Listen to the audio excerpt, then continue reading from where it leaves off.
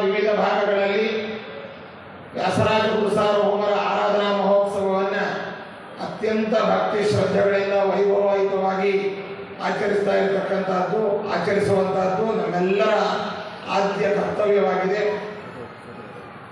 ಶ್ರೀಮನ್ ಮಧ್ವ ಸಿದ್ಧಾಂತದಲ್ಲಿ ಮುನಿತ್ರಯರಿಗೆ ಸಮ್ಮತವಾದಂತಹ ವಿಚಾರಗಳೇ ಪರಮ ಮಾನ್ಯವಾಗಿರ್ತಕ್ಕಂಥದ್ದು. ಮುನಿತ್ರಯರ ಮಾತಿಗೆ ವಿರುದ್ಧವಾದಂತಹ ಯಾವ ಮಾತಿಗೂ ಮಧ್ವ ಸಿದ್ಧಾಂತದಲ್ಲಿ ಕವಡೆ ಕಾಸಿನ ಕಿಮ್ಮತ್ತು ಕೂಡ ಇಲ್ಲ. ಇಂತಹ ಮಹತ್ತರವಾದ ಸ್ಥಾನವನ್ನು ಹೊಂದಿರತಕ್ಕಂತಹ ಮಹಾನುಭಾವರು ವ್ಯಾಸರಾಜ ಗುರುಸಾರ್ವಭೌಮರು. ಅವರು ಶ್ರೀಮನ್ ಮಧ್ವ ಸಿದ್ಧಾಂತವೆಂಬತಕ್ಕಂತಹ ಈ ಒಂದು ದೊಡ್ಡ ಸಿದ್ಧಾಂತಕ್ಕೆ ಭದ್ರವಾದ ಅಚ್ಛೇದ್ಯ ಅಭೇದ್ಯವಾಗಿರತಕ್ಕಂತಹ ಕೋಟೆಯನ್ನು ಕಟ್ಟಿರತಕ್ಕಂಥ ಮಹಾನುಭಾವರು ವ್ಯಾಸರಾಜ ಗುರುಸಾರ್ವಭೌಮರು. ತಮ್ಮ ವ್ಯಾಸತ್ರಯ ಎಂಬುದಾಗಿ ಪ್ರಸಿದ್ಧವಾದ ನರಸಿಂಹದೇವರ 3 ಕಣ್ಣುಗಳಂತೆ ಇರತಕ್ಕಂತಹ ಶ್ರೀಮತ್ ತಾತ್ಪರ್ಯ ಚಂದ್ರಿಕಾ, ತರ್ಕತಾಂಡವ, ಅದೇ ರೀತಿಯಾಗಿ ಶ್ರೀಮದ್ ನ್ಯಾಯಾಮೃತ ಎಂಬತಕ್ಕಂತಹ ಮೇರು 3 ಕೃತಿಗಳನ್ನು ರಚಿಸುವ ಮೂಲಕ ವೇದೋಜ್ಜೀವನ, ವೇದಸಾರ, ಅದೇ ರೀತಿಯಾಗಿ ಮಂದಾರಮಂಜರಿ ಮೊದಲಾದ ವ್ಯಾಖ್ಯಾನಗಳನ್ನು ಸರ್ವಮೂಲ ಗ್ರಂಥಗಳಿಗೆ ರಚಿಸುವ ಮೂಲಕ ವೇದವ್ಯಾಸದೇವರ, ಶ್ರೀಮದ್ ಆಚಾರ್ಯರ, ಜಯತೀರ್ಥ ಗುರುಸಾರ್ವಭೌಮರ ಭಾವಗಳನ್ನು ವಿಶೇಷವಾಗಿ ಹೊರಹೊಮ್ಮಿಸಿದ್ದಾರೆ. ಟೀಕಾ ಗಾಂಭೀರ್ಯ ಮುದ್ದತ್ವಂ ವ್ಯಾಸತೀರ್ಥಾದಯ ಕ್ಷಮಾಹ ಎಂಬುದಾಗಿ ಹೇಳಿದಂತೆ ಟೀಕೆಯ ಒಂದು ಆಳವನ್ನು, ಮಹತ್ವವನ್ನು ಮೇಲಕ್ಕೆತ್ತಿ ಸಾಧಕರಿಗೆ ಒಂದು ಸಾರಸ್ವತ ಪ್ರಪಂಚಕ್ಕೆ ನೀಡುವ ಒಂದು ಸಾಮರ್ಥ್ಯ ಮತ್ತು ವ್ಯಕ್ತಿತ್ವ ಅಂತಂದರೆ ಅದು ವ್ಯಾಸರಾಜ ಗುರುಸಾರ್ವಭೌಮರಿಗೆ ಮಾತ್ರ. ಅಂತಹ ವ್ಯಾಸರಾಜ ಗುರುಸಾರ್ವಭೌಮರೇ ರಾಘವೇಂದ್ರ ಸ್ವಾಮಿಗಳವರಾಗಿದ್ದಾಗ ವ್ಯಾಸರಾಜರನ್ನು ತಮ್ಮ ಪೂರ್ವಾವತಾರವನ್ನು ವಿಶೇಷವಾಗಿ ವರ್ಣನೆ ಮಾಡಿ ಅವರ ಅನುಗ್ರಹ, ಅವರ ಪಾದಧೂಳು ನಮ್ಮ ಮೇಲಿರಲಿ ಎಂಬುದಾಗಿ ತಮ್ಮ ಗ್ರಂಥಗಳಲ್ಲಿ ಕೊಂಡಾಡಿದ್ದಾರೆ. ಅಂತಹ ವ್ಯಾಸರಾಜ ಗುರುಸಾರ್ವಭೌಮರು ಕೇವಲ ಸಂಸ್ಕೃತ ಗ್ರಂಥಗಳನ್ನು ಮಾತ್ರವಲ್ಲದೆ ಕನ್ನಡದಲ್ಲಿ ಜನಸಾಮಾನ್ಯರಿಗೆ ಮನದಟ್ಟಾಗುವಂತಹ ಅನೇಕ ಪದ ಪದ್ಯಗಳನ್ನು, ಸುಳಾದಿಗಳನ್ನು ರಚನೆ ಮಾಡುವ ಮೂಲಕ ಪುರಂದರದಾಸರು, ಕನಕದಾಸರೇ ಮೊದಲಾದಂತಹ ಜ್ಞಾನಿ ವರೇಣ್ಯರನ್ನ ಹರಿದಾಸ ಸಾಹಿತ್ಯದ ಒಂದು ವಾನ್ಮಯವನ್ನು ಪೋಷಿಸಿ ಅನುಗ್ರಹಿಸಿರ್ತಕ್ಕಂಥದ್ದು ಅವರ ವ್ಯಕ್ತಿತ್ವದ ಮತ್ತೊಂದು ಮುಖವಾಗಿದೆ. 6 ಜನ ವಿಜಯನಗರ ಸಾಮ್ರಾಜ್ಯದ ಚಕ್ರವರ್ತಿಗಳ ಕುಲಗುರುಗಳಾಗಿ ಹಿಂದೂ ಸಾಮ್ರಾಜ್ಯದ ಒಂದು ಉಳಿವಿಗಾಗಿ ತಮ್ಮ ತಪಸ್ಸನ್ನು ಧಾರೆ ಎಳೆದಿರತಕ್ಕಂತಹ ಕೀರ್ತಿಯು ಕೂಡ ವ್ಯಾಸರಾಜ ಗುರುಸಾರ್ವಭೌಮರಿಗೆ ಸಲ್ಲತಕ್ಕದ್ದು. ಅಂತಹ ಮಹಾನುಭಾವರು ಕೃಷ್ಣದೇವರಾಯನ ಯೋಗವನ್ನು ಪರಿಹಾರ ಮಾಡಿ, ರಕ್ಷಣೆ ಮಾಡಿ, ತಮ್ಮ ತಪಸ್ಸಿನಿಂದ ಅವನನ್ನು ಅನುಗ್ರಹಿಸಿರ್ತಕ್ಕಂಥದ್ದು ಕೂಡ ಇತಿಹಾಸದಲ್ಲಿ ನಾವು ಕಾಣಬಹುದಾಗಿದೆ. ವ್ಯಾಸರಾಜ ಗುರುಸಾರ್ವಭೌಮರನ್ನ ಕೇವಲ ಮಧ್ವರು ಮಾತ್ರ ಕೊಂಡಾಡುವುದಲ್ಲ, ವಿಧರ್ಮೇರಿಯರು ಕೂಡ ಯದದೀತಂ ತದದೀತಂ ಇತ್ಯಾದಿಯಾಗಿ ಪಕ್ಷಧರ ಮಿಶ್ರರು ನವೀನ ವ್ಯಾಸರು ಇವರು ಎಂಬುದಾಗಿ ವಿಶೇಷವಾಗಿ ಉದ್ಗಾರವನ್ನು ತೆಗೆದಿದ್ದಾರೆ. ಅಂತಹ ಮಹಾನುಭಾವರ 486ನೇ ವರ್ಷದ ಆರಾಧನಾ ಮಹೋತ್ಸವವು ಬೆಂಗಳೂರಿನ ಶ್ರೀನಗರದ ಬಡಾವಣೆಯ ರಾಘವೇಂದ್ರ ಸ್ವಾಮಿಗಳವರ ಮಠದಲ್ಲಿ ವ್ಯಾಸರಾಜ ಮಠದ ವಿದ್ಯಾ ವಿಜಯತೀರ್ಥ ಶ್ರೀಪಾದಂಗಳವರು ಅತ್ಯಂತ ವೈಭವದಿಂದ ಜ್ಞಾನ ಕಾರ್ಯವನ್ನು, ವಿದ್ವದ್ಗೋಷ್ಠಿಗಳನ್ನು, ಅದೇ ರೀತಿಯಾಗಿ ಅಲಂಕಾರ, ಸಂತರ್ಪಣೆ, ಅನ್ನದಾನ ಮೊದಲಾದ ಕಾರ್ಯಕ್ರಮಗಳನ್ನು ನಿರಂತರವಾಗಿ ಆಯೋಜಿಸುವ ಮೂಲಕ ವಿಶೇಷವಾಗಿ ಆಚರಿಸ್ತಾ ಇದ್ದಾರೆ. ಈ ಕಾರ್ಯಕ್ರಮಕ್ಕೆ ನಾವು ಕೂಡ ಖುದ್ದಾಗಿ ಅಲ್ಲಿ ಭಾಗವಹಿಸಬೇಕಾಗಿತ್ತು. ಆದರೆ ನಮ್ಮ ಸ್ವರೂಪೋದ್ಧಾರಕ ಗುರುಗಳ ಮಹಾಸಮಾರಾಧನಾ ಮಹೋತ್ಸವದ ಪೂರ್ವಾರಾಧನೆ, ಮಧ್ಯಾರಾಧನೆ ಆದ್ದರಿಂದ ಇಂದಾಗಲಿ ಅಥವಾ ನಾಳೆ ಆಗಲಿ ನಾವು ಭಾಗವಹಿಸಲು ಆಗ್ತಾ ಇಲ್ಲ. ಆದರೂ ಶ್ರೀ ವಿದ್ಯಾ ವಿಜಯ ತೀರ್ಥರು ನಡೆಸುವ ಎಲ್ಲ ಕಾರ್ಯಗಳು ನಿರ್ವಿಘ್ನವಾಗಿ ಯಶಸ್ವಿಯಾಗಿ ನಡೆಯಲಿ. ವ್ಯಾಸರಾಜ ಗುರುಸಾರ್ವಭೌಮರ ವಾನ್ಮಯ ಸೇವೆಯನ್ನು ನಿರಂತರವಾಗಿ ತಾವು ಮಾಡಿ ಪಾಠ ಪ್ರವಚನಗಳ ಮೂಲಕವಾಗಿ, ಅದೇ ರೀತಿಯಾಗಿ ವ್ಯಾಸರಾಜರ ಮಹಿಮಾತಿಶಯವನ್ನು ರಾಜ್ಯದ ಉದ್ದದ ಅಗಲಕ್ಕೂ ಕೂಡ ಪ್ರಸಾರಿಸಿರುವಂತಹ ಅನೇಕ ದಶಕಗಳಿಂದ ಪ್ರಸರಿಸಿ ವ್ಯಾಸರಾಜ ಮಠದ ಕೀರ್ತಿಯನ್ನು ಎತ್ತಿ ಹಿಡಿದಂತಹ ನಮ್ಮ ಆತ್ಮೀಯರು ನಮ್ಮ ಮಿತ್ರರು ಆದಂತಹ ವಿದ್ಯಾವಿಜಯ ತೀರ್ಥರನ್ನ ಈ ಸಂದರ್ಭದಲ್ಲಿ ಅಭಿನಂದಿಸಿ, ನಿನ್ನೆ ದಿನ ಪೂರ್ವಾರಾಧನಾ ಕಾರ್ಯಕ್ರಮಕ್ಕೆ ಅತಿಥಿಗಳಾಗಿ ಆಗಮಿಸಿರತಕ್ಕಂತಹ ವ್ಯಾಸರಾಜರ ವಿದ್ಯಾಗುರುಗಳಾದ ಶ್ರೀಪಾದರಾಜರ ಪೀಠದ ಪೀಠಾಧಿಪತಿಗಳನ್ನು, ಇಂದು ಆಗಮಿಸಿರತಕ್ಕಂತಹ ಮಾಧವತೀರ್ಥ ಸಂಸ್ಥಾನದ ಉಭಯ ಸ್ವಾಮಿಗಳವರನ್ನ, ನಾಳೆ ಆಗಮಿಸಲಿರುವಂತಹ ಕಾಳಗಾರ ಮಠದ ರಾಮಪ್ರಿಯ ತೀರ್ಥರನ್ನ ಎಲ್ಲರನ್ನೂ ಕೂಡ ಈ ಸಂದರ್ಭದಲ್ಲಿ ಅಭಿನಂದಿಸಿ, ಮತ್ತು ಅಲ್ಲಿ ನೆರೆದಂತಹ ವಿದ್ವಾಂಸರು, ವೈದಿಕರು, ಅದೇ ರೀತಿಯಾಗಿ ಭಕ್ತರು ಎಲ್ಲರನ್ನೂ ಅಭಿನಂದಿಸಿ ಆಶೀರ್ವದಿಸಿ, ಈ ಎಲ್ಲ ಕಾರ್ಯಕ್ರಮಗಳು ಹರಿವಾಯುಗುರುಗಳ ಪ್ರೇರಣಾನುಸಾರವಾಗಿ ಹಮ್ಮಿಕೊಳ್ಳಲಾಗಿದೆ. ಅದು ನಿರ್ವಿಘ್ನವಾಗಿ ಯಶಸ್ವಿಯಾಗಿ ನಡೆಯಲಿ ಅಂತ ಮತ್ತೊಮ್ಮೆ ಪ್ರಾರ್ಥಿಸಿ, ಸಂಪೂರ್ಣವಾಗಿ ತುಂಬ ಹೃದಯದಿಂದ ವಿದ್ಯಾವಿಜಯ ತೀರ್ಥರನ್ನು ಅಭಿನಂದಿಸಿ, ಅವರಿಗೆಲ್ಲರಿಗೂ ಕೂಡ ಭಗವಂತನ ವಿಶೇಷ ಅನುಗ್ರಹವಾಗಲಿ, ಅವರ ಆಯುರ ಆರೋಗ್ಯಗಳು ಎಲ್ಲವೂ ಸುಧಾರಿಸಲಿ, ಮತ್ತು ಅವರಿಗೆ ಸಂಭವಿಸಿದ ಎಲ್ಲ ವಿಘ್ನಗಳು, ಎಲ್ಲ ತೊಂದರೆಗಳು ಪರಿಹಾರವಾಗಿ ನಿರಂತರವಾಗಿ ಈ ವ್ಯಾಸರಾಜರ ಸೇವೆ ಜ್ಞಾನ ಕಾರ್ಯ ನಡೆಯುವಂತಾಗಲಿ ಎಂಬುದಾಗಿ ದೇವರಲ್ಲಿ ಪ್ರಾರ್ಥಿಸುತ್ತಾ ನಮ್ಮೆರಡು ಮಾತುಗಳನ್ನು ಮುಗಿಸ್ತಾ ಇದ್ದೇವೆ. ಸರ್ವೇ ಜನ ಸುಖಿನೋಭವಂತು, ಸಮಸ್ತ ಸನ್ಮಂಗಳಾಗಿ ಭವಂತು. ಇವತ್ತಿನ ಪ್ರವಚನ ಮಾಲಿಕೆಯಲ್ಲಿ ನಮ್ಮ ಶ್ರೀಮಠದ ವಿದ್ವಾಂಸರಾದ ಕೌಡಿ ಭವನಾಚಾರ್ಯರು ಪ್ರವಚನ ನಡೆಸಿಕೊಡ್ಬೇಕು ಅಂತ ಅವ್ರನ್ನ ಕೇಳ್ತಾ, ವಿಷಯ ಬಂದು ಶ್ರೀ ವಿಜಯೇಂದ್ರ ತೀರ್ಥಕೃತ ವ್ಯಾಸರಾಜ ಸ್ತೋತ್ರ ಎನ್ನುವ ವಿಷಯದ ಬಗ್ಗೆ ಪ್ರವಚನವನ್ನು ಏರ್ಪಡಿಸಿದ್ದೀವಿ. ಅವರು ಬಂದು ಆ ಸಬ್ಜೆಕ್ಟ್ ಮೇಲೆ ಮಾತನಾಡಬೇಕಾಗಿ ಕೊಡ್ತಾ ಇದ್ದಾರೆ.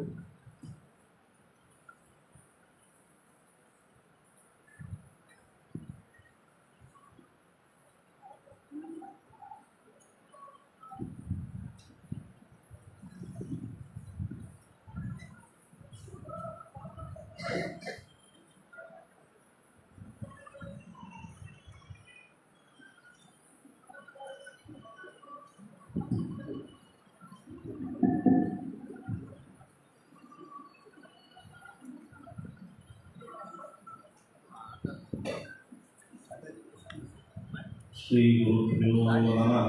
ಹರಿ ಓಂ. ನಮಸ್ತೆ ನರಸಿಂಹಾಯ ಸಮಸ್ತಖಲವೈರಿಣೆ. ಭ್ರಮಾಸ್ತು ಮೇ ಭ್ರಮೋ ಮಾಸ್ತು ಶಮೋಸ್ತು ತವ ವೈರಿಣಾಂ. ಅಭ್ರಮಂ ಭಂಗರಹಿತಂ ಮಂಗಳಂ ವಿಮಲಂ ಸದಾ. ಆನಂದತೀರ್ಥಮತುಲಂ ಭಜೆ ತಾಪತ್ರಯಾಪಹಂ. ಚಿತ್ರೈಃ ಪದೈಶ್ಚ ಗಂಭೀರೈಃ ವಾಕ್ಯೈಃ ನಾನೈರಖಂಡಿತೈಃ ಗುರುಭಾವಂ ನಿಂದಯಂತಿ ಭಾತುಶ್ರೀದೇತೀರ್ಥವಾ. ಅರ್ಥಿಕಲ್ಪಿತಕಲ್ಪೋऽಯಂ ಪ್ರತ್ಯರ್ಥಿಗಜಕೇಸರಿ. ವ್ಯಾಸತೀರ್ಥಗುರುರ್ಭೂಯಾದಸ್ಮದಿಷ್ಟಾರ್ಥಸಿದ್ಧಯೇ. ತಪೋ ವಿದ್ಯಾವಿರಕ್ತ್ಯಾದಿ ಸದ್ಗುಣೋಘಾಕರಾನಹಂ ವಾದಿರಾಜಗುರುನ್ ವಂದೇ ಹಯಗ್ರೀವಪದಾಶ್ರಯಾನ್. ದುರ್ವಾದಿಧ್ವಾಂತರವಯೇ ವೈಷ್ಣವೇಂದೀವರೇಂದವೇ. ಶ್ರೀರಾಘವೇಂದ್ರ ಗುರವೇ ನಮೋತ್ಯಂತದಯಾಲವೇ. ಸುಧೀಜನ ಸುಮಂದಾರಂ ಸುಧೀಂದ್ರ ಸುಖಸುಪ್ರಿಯಂ ಸುಷಮೀಂದ್ರ ಗುರುಂ ವಂದೇ ಸುಜೈಂದ್ರ ಕರೋದ್ಭವಂ. ಸುಷಮೀಂದ್ರ ಕರಾಬ್ಜೋತ್ಥಂ ರಾಘವೇಂದ್ರ ಗುರುಪ್ರಿಯಂ ಸುಯತೀಂದ್ರ ಗುರುಂ ವಂದೇ ರಾಮಾರ್ಚನೆ ರತಂ. ಆಪಾದಮೂಲಿಪರ್ಯಂತಂ ಗುರುಣಾಮಖ್ಯಂ ಸ್ಮರೇತ್. ತೇನ ವಿಘ್ನಾಃ ಪ್ರಣಶ್ಯಂತಿ ಸಿದ್ಧ್ಯಂತಿ ಚ ಮನೋರಥಾಃ. ಶ್ರೀ ಹರಿವಾಯುಗುರುಭ್ಯೋ ನಮಃ. ಸರ್ವಜ್ಞಾಚಾರ್ಯ ಸಿಂಹಾಸನದಲ್ಲಿ ವಿರಾಜಮಾನರಾದ ಪರಮಪೂಜ್ಯ ಶ್ರೀಪಾದಂಗಳವರ ಅಡಿದಾವರುಗಳಲ್ಲಿ ಭಕ್ತಿ ಶ್ರದ್ಧಾಪೂರ್ವಕವಾದ ಅನೇಕ ಮುದ್ದಿಗಳನ್ನು ಸಮರ್ಪಿಸಿ ಪ್ರಾತಸ್ಮರಣೀಯರಾದ ಮಂತ್ರಾಲಯದ ನವನಿರ್ಮಾತೃಗಳಾದ ಪೂಜ್ಯರಾದ ಶ್ವೇತೀಂದ್ರ ಶ್ರೀಪಾದಂಗಳವರ ಅಡಿದಾವರುಗಳಲ್ಲಿ ಭಕ್ತಿ ಶ್ರದ್ಧಾಪೂರ್ವಕ ನಮಸ್ಕಾರಗಳನ್ನು ಸಲ್ಲಿಸಿ, ಪೂಜ್ಯ ಶ್ರೀಪಾದಂಗಳವರು ಹೇಳಿದಂತೆ ಇವತ್ತು ಫಾಲ್ಗುಣ ಮಾಸ ವಿಶೇಷವಾಗಿ ಯತಿಗಳ ಸಮಾರಾಧನಾ ಕಾಲ. ತೀರ್ಥ ಪ್ರಬಂಧದಲ್ಲಿ ವಾದರಾಜರು ಫಲ್ಗು ನದಿಯನ್ನು ವರ್ಣನೆ ಮಾಡುತ್ತಾ, ನಾವು ಮಾಡಿದ ಪಾಪ ಕರ್ಮಗಳನ್ನೆಲ್ಲ ಅದರ ದರ್ಶನ, ಅದರ ಸ್ನಾನ, ಅದರ ತೀರದಲ್ಲಿ ಮಾಡುವ ಜಪತರ್ಪಣಾದಿಗಳಿಂದ ಫಲ್ಗು ಕರೋತಿ, ಕಡಿಮೆ ಮಾಡ್ತದೆ. ಆದ್ದರಿಂದ ಅದಕ್ಕೆ ಅಲ್ಪ ಮಾಡುವುದು. ನಮ್ಮ ಪಾಪಗಳು ಎಷ್ಟು ಅಂದರೆ ಪರ್ವತಗಳನ್ನು ಮೀರಿ ಬೆಳೆದ ಪಾಪಗಳಿದೆ. ಆ ಪಾಪಗಳನ್ನು ಸಾಸಿವೆ ಕಾಳಷ್ಟು ಮಾಡಬೇಕಾದ್ರೆ ಫಲ್ಗು ನದಿಯ ದರ್ಶನ ಸ್ನಾನಾದಿಗಳನ್ನು ಮಾಡಬೇಕು. ಅದೇ ಹೆಸರಿಗೆ ಸಂಬಂಧಪಟ್ಟದ್ದು ಮಾಸ ಫಾಲ್ಗುಣ ಮಾಸ. ಈ ಮಾಸ ಕೊನೆಯ ಮಾಸ, ಚೈತ್ರದಿಂದ ಆರಂಭಿಸಿಕೊಂಡು ಫಾಲ್ಗುಣ ಮಾಸದವರೆಗೆ ವರ್ಷ ಪರ್ಯಂತರವಾಗಿ ಏನು ಮಾಡ್ತೀವಿ? ವಿಜಯೇಂದ್ರ ತೀರ್ಥ ಶ್ರೀಪಾದಗಳವರು ನಮ್ಮನ್ನೆಲ್ಲ ಉದ್ದೇಶಿಸಿಕೊಂಡು ಮಾಡಿದ ಸ್ತೋತ್ರ ಇದೆ, ಸುಕೃತಂ ತಿಲ ಮಾತ್ರ ತುಲ್ಯಮೀಶ ಕ್ರಿಯತೆ ನೈವ ಅಂತ. ವತ್ಸರ್ಯಪಿ ನೈವ ಕ್ರಿಯತೆ ಅಪಿತು ಕ್ರಿಯತೆ ಸದಾ ಅಘಪೂಗ ಪ್ರತಿಯಾಂ ಸಕಲೇಂದ್ರಿಯೈ ಮುಕುಂದ. ಒಂದು ವರ್ಷದಲ್ಲಿ ಒಂದು ಸ್ವಲ್ಪನೂ ಪುಣ್ಯ ಮಾಡದೇ ಇರೋ ನಾನು ವರ್ಷ ಪರ್ಯಂತ ಅಲ್ಲ, ದಿನದ 3 ಯಾಮಗಳಲ್ಲಿ ಒಂದು ಯಾಮದಲ್ಲೇನೆ ಪಾಪ ರಾಶಿಗಳನ್ನು ರೆಡಿ ಮಾಡಿಕೊಳ್ತೀನಿ. ಇನ್ನು 3 ಯಾಮಕ್ಕೆ 3 ಪಟ್ಟಾಯಿತು. ಅಂತಹ 8,365 ಅಂದರೆ ಫಾಲ್ಗುಣ ಮಾಸ ಬರೋ ಹೊತ್ತಿಗೆ ನಮ್ಮ ಪಾಪ ರಾಶಿ ಅದು ಯಮದೇವರ ಬಾಗಿಲು ಕಟ್ತಾ ಇತ್ತು. ಆದ್ದರಿಂದ ಎಲ್ಲ ನಮ್ಮನ್ನು ಉದ್ಧಾರ ಮಾಡಲಿಕ್ಕೆ ಉತ್ಸುಕರಾಗಿ ಕುಳಿತ ಎಲ್ಲ ಯತಿಗಳು, ಎಲ್ಲ ಮಠದ ಪೀಠಾಧಿಪತಿಗಳು ಕೂಡ ಇವರು ಪಾಪ ರಾಶಿ ತುಂಬಿಕೊಂಡು ದಕ್ಷಿಣ ದಿಕ್ಕಿಗೆ ಹೋಗೋದು ಬೇಡ, ದಕ್ಷಿಣ ದಿಕ್ಕಿಗೆ ಹೋದರೂ ದಕ್ಷಿಣ ದ್ವಾರಕ್ಕೆ ಹೋಗೋದು ಬೇಡ, ಉಳಿದ ಕಡೆ ಹೋಗಲಿ ಅಂತ ಹೇಳಿ ವರ್ಷದ ಕೊನೆಯ ಮಾಸದಲ್ಲಿ ತಾವು ವೃಂದಾವನಸ್ಥರಾಗಿ, ಆ ಸಮಯದಲ್ಲಿ ಒಬ್ಬ ಸ್ವಾಮಿಗಳ ಆರಾಧನೆ ಇದ್ದರೆ 3 ದಿವಸದ ಪರ್ವಕಾಲ, ಇಲ್ಲಿ 5-6 ಜನ ಶ್ರೀಪಾದಂಗಳವರ ಆರಾಧನೆ ಜೊತೆಗೆ ರಾಯರ ವರ್ಧಂತಿ, ಪಟ್ಟಾಭಿಷೇಕ ಇತ್ಯಾದಿ ಕಾರ್ಯಕ್ರಮಗಳನ್ನು ನೋಡ್ತಾ ಇದ್ರೆ ಮಾಸ ಪೂರ್ತಿಯಾಗಿ ಸಮಸ್ತ ಗುರುಗಳ ಅನುಗ್ರಹ ಪಡೆಯಲಿಕ್ಕೆ ಒಂದು ಅದ್ಭುತವಾದಂತಹ ಮಾಸ ಆಗಿದೆ. ಇಂತಹ ಮಾಸ ನಾವು ಮಾಡಿದ ಎಲ್ಲ ಪಾಪ ರಾಶಿಗಳನ್ನು ಸ್ವಲ್ಪ ಮಾಡುತ್ತಾದ್ದರಿಂದ ಅಂತಹ ಮಾಸದಲ್ಲಿ ವ್ಯಾಸರಾಜ ಗುರು ಸಾರ್ವಭೌಮರ ಮಧ್ಯಾರಾಧನಾ ಸಮಯ, ವಿಜಯೇಂದ್ರ ತೀರ್ಥ ಶ್ರೀಪಾದಂಗಳವರು ತಮ್ಮ ವಿದ್ಯಾ ಗುರುಗಳಾದ ವ್ಯಾಸರಾಜರನ್ನು ವರ್ಣನೆ ಮಾಡುತ್ತಾ ಕೊನೆಗೆ ಅವರು ಹೇಳ್ತಾರೆ, ವ್ಯಾಸರಾಜ ಇತಿ ಭಕ್ತ್ಯಾ ಸದಾ ಜಪಂ ಮುಚ್ಯತೆ ಸರ್ವ ದುಃಖೇಭ್ಯ ಸರ್ವ ಪಾಪೇಭ್ಯ ಅಂತ ಒಂದು ಪಾಠ ಇದೆ. ತದಂತರ್ಯಾಮಿನೋ ಬಲ. ವ್ಯಾಸರಾಜರನ್ನ ಅವರ ನಾಮಸ್ಮರಣೆ ಮಾಡಿದರೆ ಸಾಕು, ನಾಮ ಉಚ್ಚಾರಣೆ ಅಲ್ಲ, ನಾಮಸ್ಮರಣೆ. ನಾವು ಎಷ್ಟೋ ಸರ್ತಿ ಭ್ರಾಂತಿಗೊಳಗಾಗ್ತೀವಿ, ನಾಮೋಚ್ಚಾರಣೆ ಮಾಡಿದರೆ ಸಾಕು. ಬರೀ ನಾಮೋಚ್ಚಾರಣೆ ಮಾಡಿದರೆ ಪಾಪಗಳು ಕಳಿಬಹುದು, ಆದರೆ ನಾಮಸ್ಮರಣೆ ಮಾಡಿದಾಗ ಎಷ್ಟು ಪಾಪ ಕಳಿಬಹುದು ಅಷ್ಟು ಪಾಪಗಳು ಕಳೆಯೋದಿಲ್ಲ.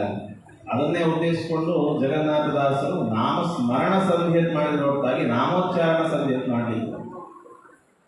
ನಾಮದ ಅರ್ಥ ಏನಿದೆ, ಆ ಅರ್ಥದಿಂದ ವ್ಯಕ್ತವಾದ ಗುಣ ಏನಿದೆ, ಆ ಗುಣಗಳನ್ನು ಸ್ಮರಣೆ ಮಾಡ್ತಾ ಆ ಗುಣಗಳನ್ನು ನಮ್ಮಲ್ಲಿ ಒಡಮೂಡಿಸಿಕೊಳ್ಳುವಂತಹ ಪ್ರಯತ್ನ ಮಾಡ್ತಿದ್ರೆ ಅದರಿಂದ ಆಗುವ ಪಾಪ ಪರಿಹಾರ ಏನಿದೆ ಅದು ಉತ್ಕೃಷ್ಟವಾಗಿರ್ತದೆ.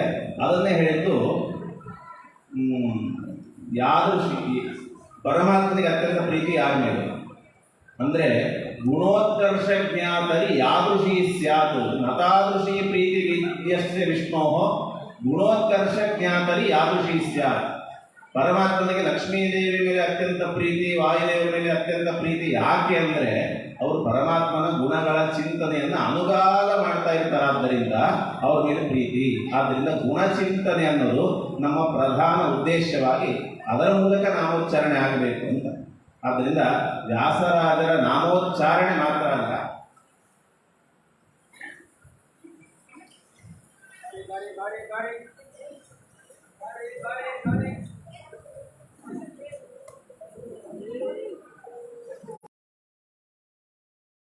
ಕಾಣಲಿಕ್ಕೆ ಸಾಧ್ಯವೋ ಅಷ್ಟು ದೂರದಲ್ಲಿರುವ ಅಪ್ರತ್ಯಕ್ಷ ಶಿಷ್ಯರಲ್ಲಿ ಅವರನ್ನ ಗುಣಗಳನ್ನು ಸಾಕ್ಷಾತ್ಕಾರ ಮಾಡ್ಕೊಳ್ಳಿಕ್ಕಾಗಲ್ಲ.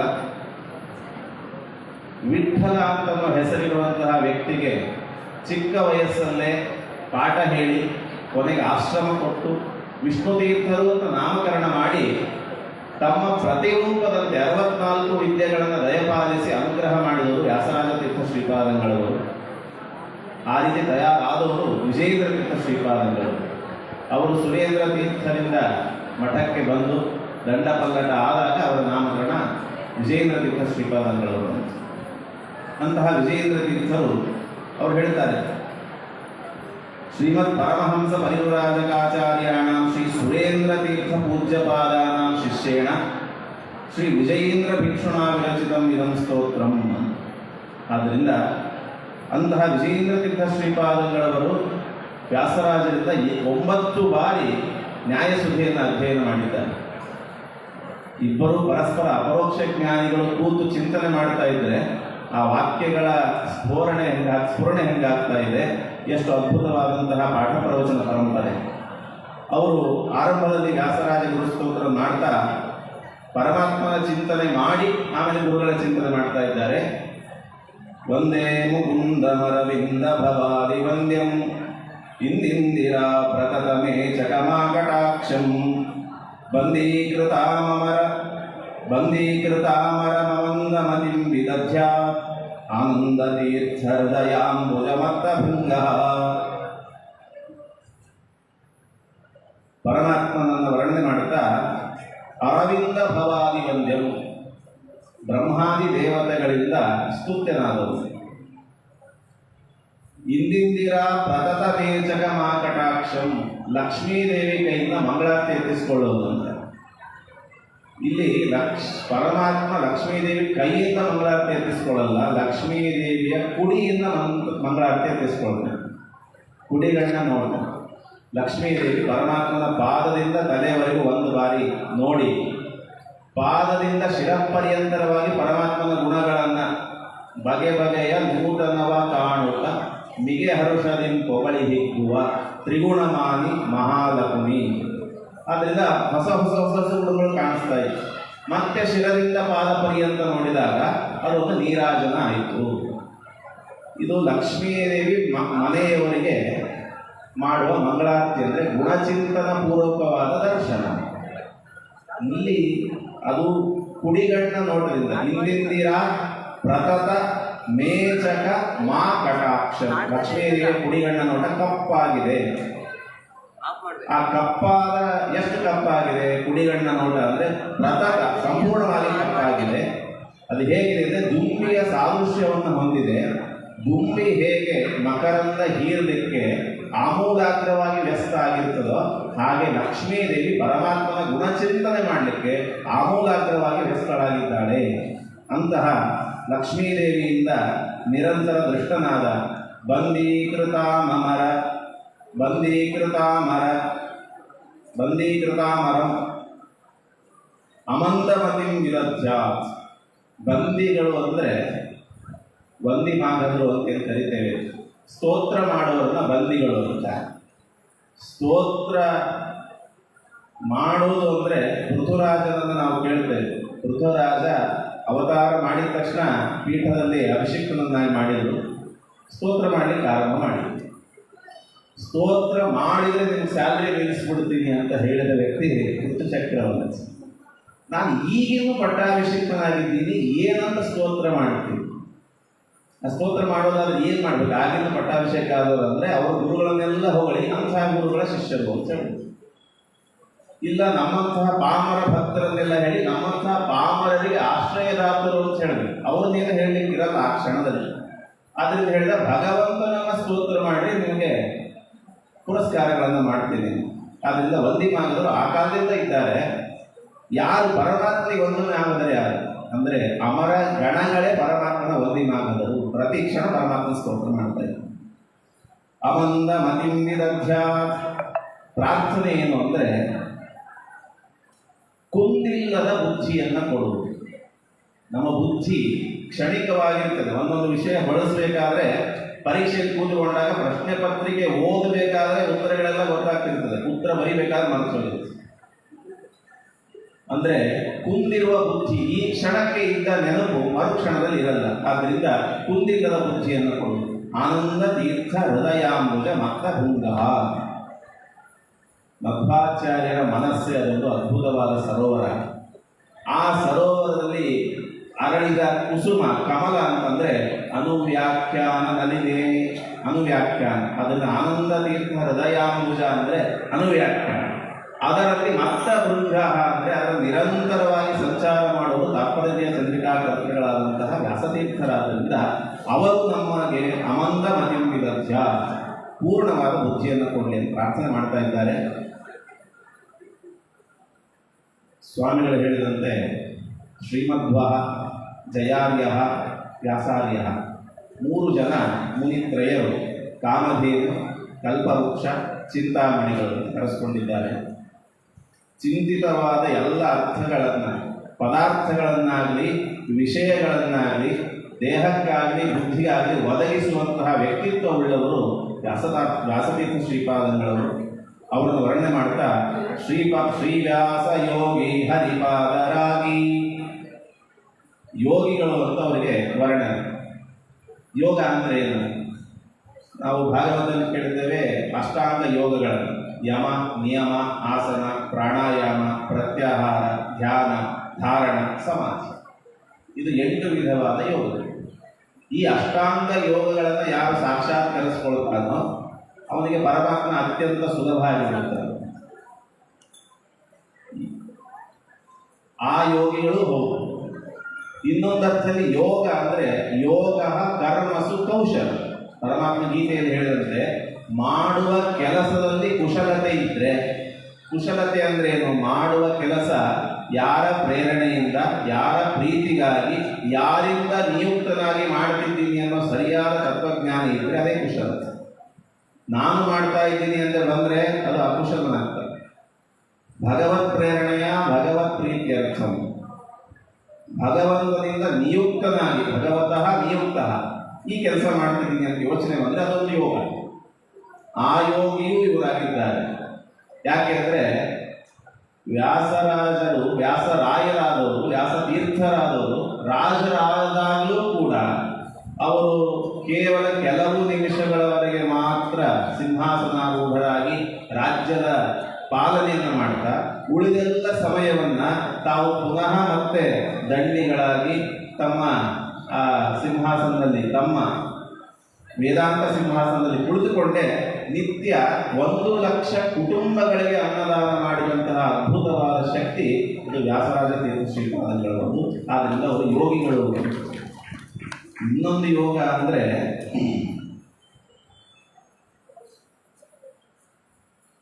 ಕರ್ಮಸು ಕೌಶಲಂ ಅಂತ ಹೇಳಿ, ಮಾಡುವ ಕೆಲಸದಲ್ಲಿ ಕುಶಲತೆ. ಒಂದು ದಿವಸ ಪೂಜೆಗೆ ಕುಳಿತಾಗ ದೇವರಿಗೆ ಸಮರ್ಪಣೆ ಮಾಡಲಿಕ್ಕೆ ತುಳಸಿ ದಳಗಳನ್ನು ತಂದಿಟ್ಟರು. ಕಥೆಯಿಂದ ನಿಮ್ಗೆ ಗೊತ್ತಿದೆ. ವ್ಯಾಸರಾಜ ತೀರ್ಥ ಶ್ರೀಪಾದಗಳು ನೋಡಿ ಹೇಳಿದ್ರು, ನಿರ್ಮಾಲ್ಯ ತಂದಿದ್ದೀರಿ, ಬೇರೆ ತುಳಸಿ ದಳಗಳನ್ನು ತೆಗೆದುಕೊಂಡು ಬಾ. ಇಲ್ಲ, ಈಗ ತಾನೇ ನಾನು ಬಿಡಿಸ್ಕೊಂಡು ಬಂದಿದ್ದೀನಿ, ನಮ್ಮಲ್ಲಿ ಶಬ್ದ ಪ್ರಯೋಗ ಸ್ವಲ್ಪ ಸರಿ ಮಾಡಿದರೆ ಒಳ್ಳೆಯದು ಅನ್ನಿಸ್ತದೆ. ಅದು ಚಯನ, ಅಪಕರ್ಷಣ. ಅದು ನಾವು ತುಳಸಿ ಕಿತ್ಕೊಂಡು ಬಂದ್ವಿ ಅನ್ನೋದು ಅಷ್ಟು ಸರಿ ಅನಿಸಲ್ಲ. ತುಳಸಿ ಬಿಡಿಸ್ಕೊಂಡು ಬಂದ್ವಿ ಅಂತ ಅನಿಸ್ತದೆ. ಆದ್ದರಿಂದ ಬೇರೆ ತುಳಸಿ ತಗೊಂಡು ಬಾ, ಈ ತಾನೇ ತಂದಿದ್ದೀನಿ. ಅವ್ರು ಹೇಳಿದರು, ಇಲ್ಲ, ನೀನು ತುಳಸಿ ತರೋ ಜಾಗದಲ್ಲಿ ಯಾರಾದರೂ ಇದ್ದಾರೆ. ಇಲ್ಲ, ಒಬ್ಬ ಶ್ರೀಪಾದಗಳವರು ಇದ್ದರು. ಅವರು ಬೇರೆ ಯಾರೂ ಅಲ್ಲ, ಮಾನಸ ಪೂಜಾ ದುರಂಧರಾದ ಸುರೇಂದ್ರ ತೀರ್ಥ ಶ್ರೀಪಾದಗಳವರು. ಅವರು ಏನೇನು ಕಾಣುತ್ತದೋ ಅದ್ಭುತವಾದ ವಿಲಕ್ಷಣವಾದ ವಸ್ತು, ಅದನ್ನೆಲ್ಲ ತಮ್ಮ ಬಿಂಬರೂಪಿ ಪರಮಾತ್ಮನಿಗೆ ಮಾನಸಿಕವಾಗಿ ಸಮರ್ಪಣೆ ಮಾಡುವಂತಹ ಯೋಗ್ಯತೆ ಇರುವಂತಹ ವ್ಯಕ್ತಿಗಳು. ನಾವು ಮಾಡ್ತೀವಲ್ಲ, ಅವರಿಗೆ ನಮಗೇನು ವ್ಯತ್ಯಾಸ? ನಾವು ಏನೋ ನೋಡಿ ಕೃಷ್ಣಾರ್ಪಣ ಅನ್ಬೋದಲ್ಲ ಅಂತಂದರೆ, ನಾವು ಕೃಷ್ಣಾರ್ಪಣ ಅನುಭವ ದೇವರು ಸ್ವೀಕಾರ ಮಾಡ್ತಾನಂತಿಲ್ಲ. ಆದರೆ ಪೂಜ್ಯ ವಿಜೇಂದ್ರ ತೀರ್ಥರ ಆಶ್ರಮ ಗುರುಗಳು ಸಮರ್ಪಣೆ ಮಾಡಿದರೆ ಪರಮಾತ್ಮ ಸ್ವೀಕಾರ ಮಾಡ್ತಿದ್ದಕ್ಕೆ ಕಾರ್ಯಾನ್ವಯ ನಿರ್ಮಾಲ್ಯ ಆಗಿದೆ ಅಂದರೆ ಪರಮಾತ್ಮ ಸ್ವೀಕಾರ ಮಾಡಿದಾನೆ ಅಂತ. ಆದ್ದರಿಂದ ಅಂತಹ ಅದ್ಭುತ ವ್ಯಕ್ತಿತ್ವ ಉಳ್ಳುವ ಸಮರ್ಪಣೆ ಮಾಡಿದರೆ ಇದು ನಿರ್ಮಾಲ್ಯ ಆಗೋಗಿದೆ. ಆದ್ದರಿಂದ ಬೇರೆ ತುಳಸಿಯನ್ನು ಬಿಡಿಸ್ಕೊಂಡ್ರ. ಕರ್ಮಸು ಕೌಶಲ. ದೇವರ ಪೂಜೆ ಮಾಡಬೇಕಾದ್ರೆ ನಾವು ತಂದ ಪದಾರ್ಥಗಳು ಯಾವ ಹಂತದಲ್ಲಿವೆ, ಯಾವ ಪರಿಸ್ಥಿತಿಯಲ್ಲಿವೆ, ಪೂಜೆ ಮಾಡುವ ಕಾಲ ಎಂಥದ್ದು, ಪೂಜೆ ಮಾಡುವ ನನ್ನ ಮನಸ್ಥಿತಿ ಎಂಥದ್ದು ಅಂತ ನಾವು ತಿಳ್ಕೊಂಡ್ರೆ ಆವಾಗ ಅದು ಯೋಗ ಆಗ್ತದೆ. ಮಾಡುವ ಕೆಲಸ ಕರ್ಮ ಹೋಗಿ ಯೋಗ ಆಗಬೇಕಾದ್ರೆ ಆ ಕರ್ಮದಲ್ಲಿ ಕುಶಲತೆ ಬೇಕು. ಆ ಕುಶಲತೆ ವ್ಯಾಸರಾಜ ತೀರ್ಥ ಶ್ರೀಪಾದಂಗಳವರಲ್ಲಿತ್ತು. ಈ ಯೋಗ ಅವರಲ್ಲಿದೆ ಅನ್ನೋದಕ್ಕೆ ಇನ್ನೊಂದು ದೃಷ್ಟಾಂತ ನಿಮಗೆ ಅವರ ಜೀವನದಲ್ಲಿ ಗೊತ್ತಿದೆ.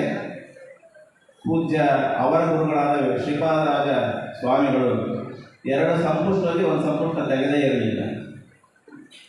ವ್ಯಾಸರಾಜನಿಗೆ ಕೊಟ್ಟಾಗ ಆ ಸಂಪುಷ್ಟದಲ್ಲಿದ್ದ ಕೃಷ್ಣ ಬಂದು ಕುಣಿದಾಡ್ತಾ ಶಾಲಿಗ್ರಾಮಗಳನ್ನೇ ತಾಳವನ್ನಾಗಿ ಮಾಡಿ ತಾಳ ಕಟ್ಟಿ ಪರಮಾತ್ಮನನ್ನ ಮೆಚ್ಚಿಸಿದಂತಹ ಯೋಗ್ಯತೆ ಅದು ವ್ಯಾಸತೀರ್ಥ ಶ್ರೀಪಾದಗಳವರು. ಆದ್ದರಿಂದ ಅಂತಹ ವ್ಯಾಸರಾಜರು ಎಂತಹ ಅದ್ಭುತ ಯೋಗಿ ಅನ್ನೋದನ್ನ ಮೊದಲನೇ ವಿಶೇಷದಿಂದ ತಿಳಿಸ್ಕೊಡ್ತಾರೆ. ಶ್ರೀವ್ಯಾಸ ಯೋಗಿ.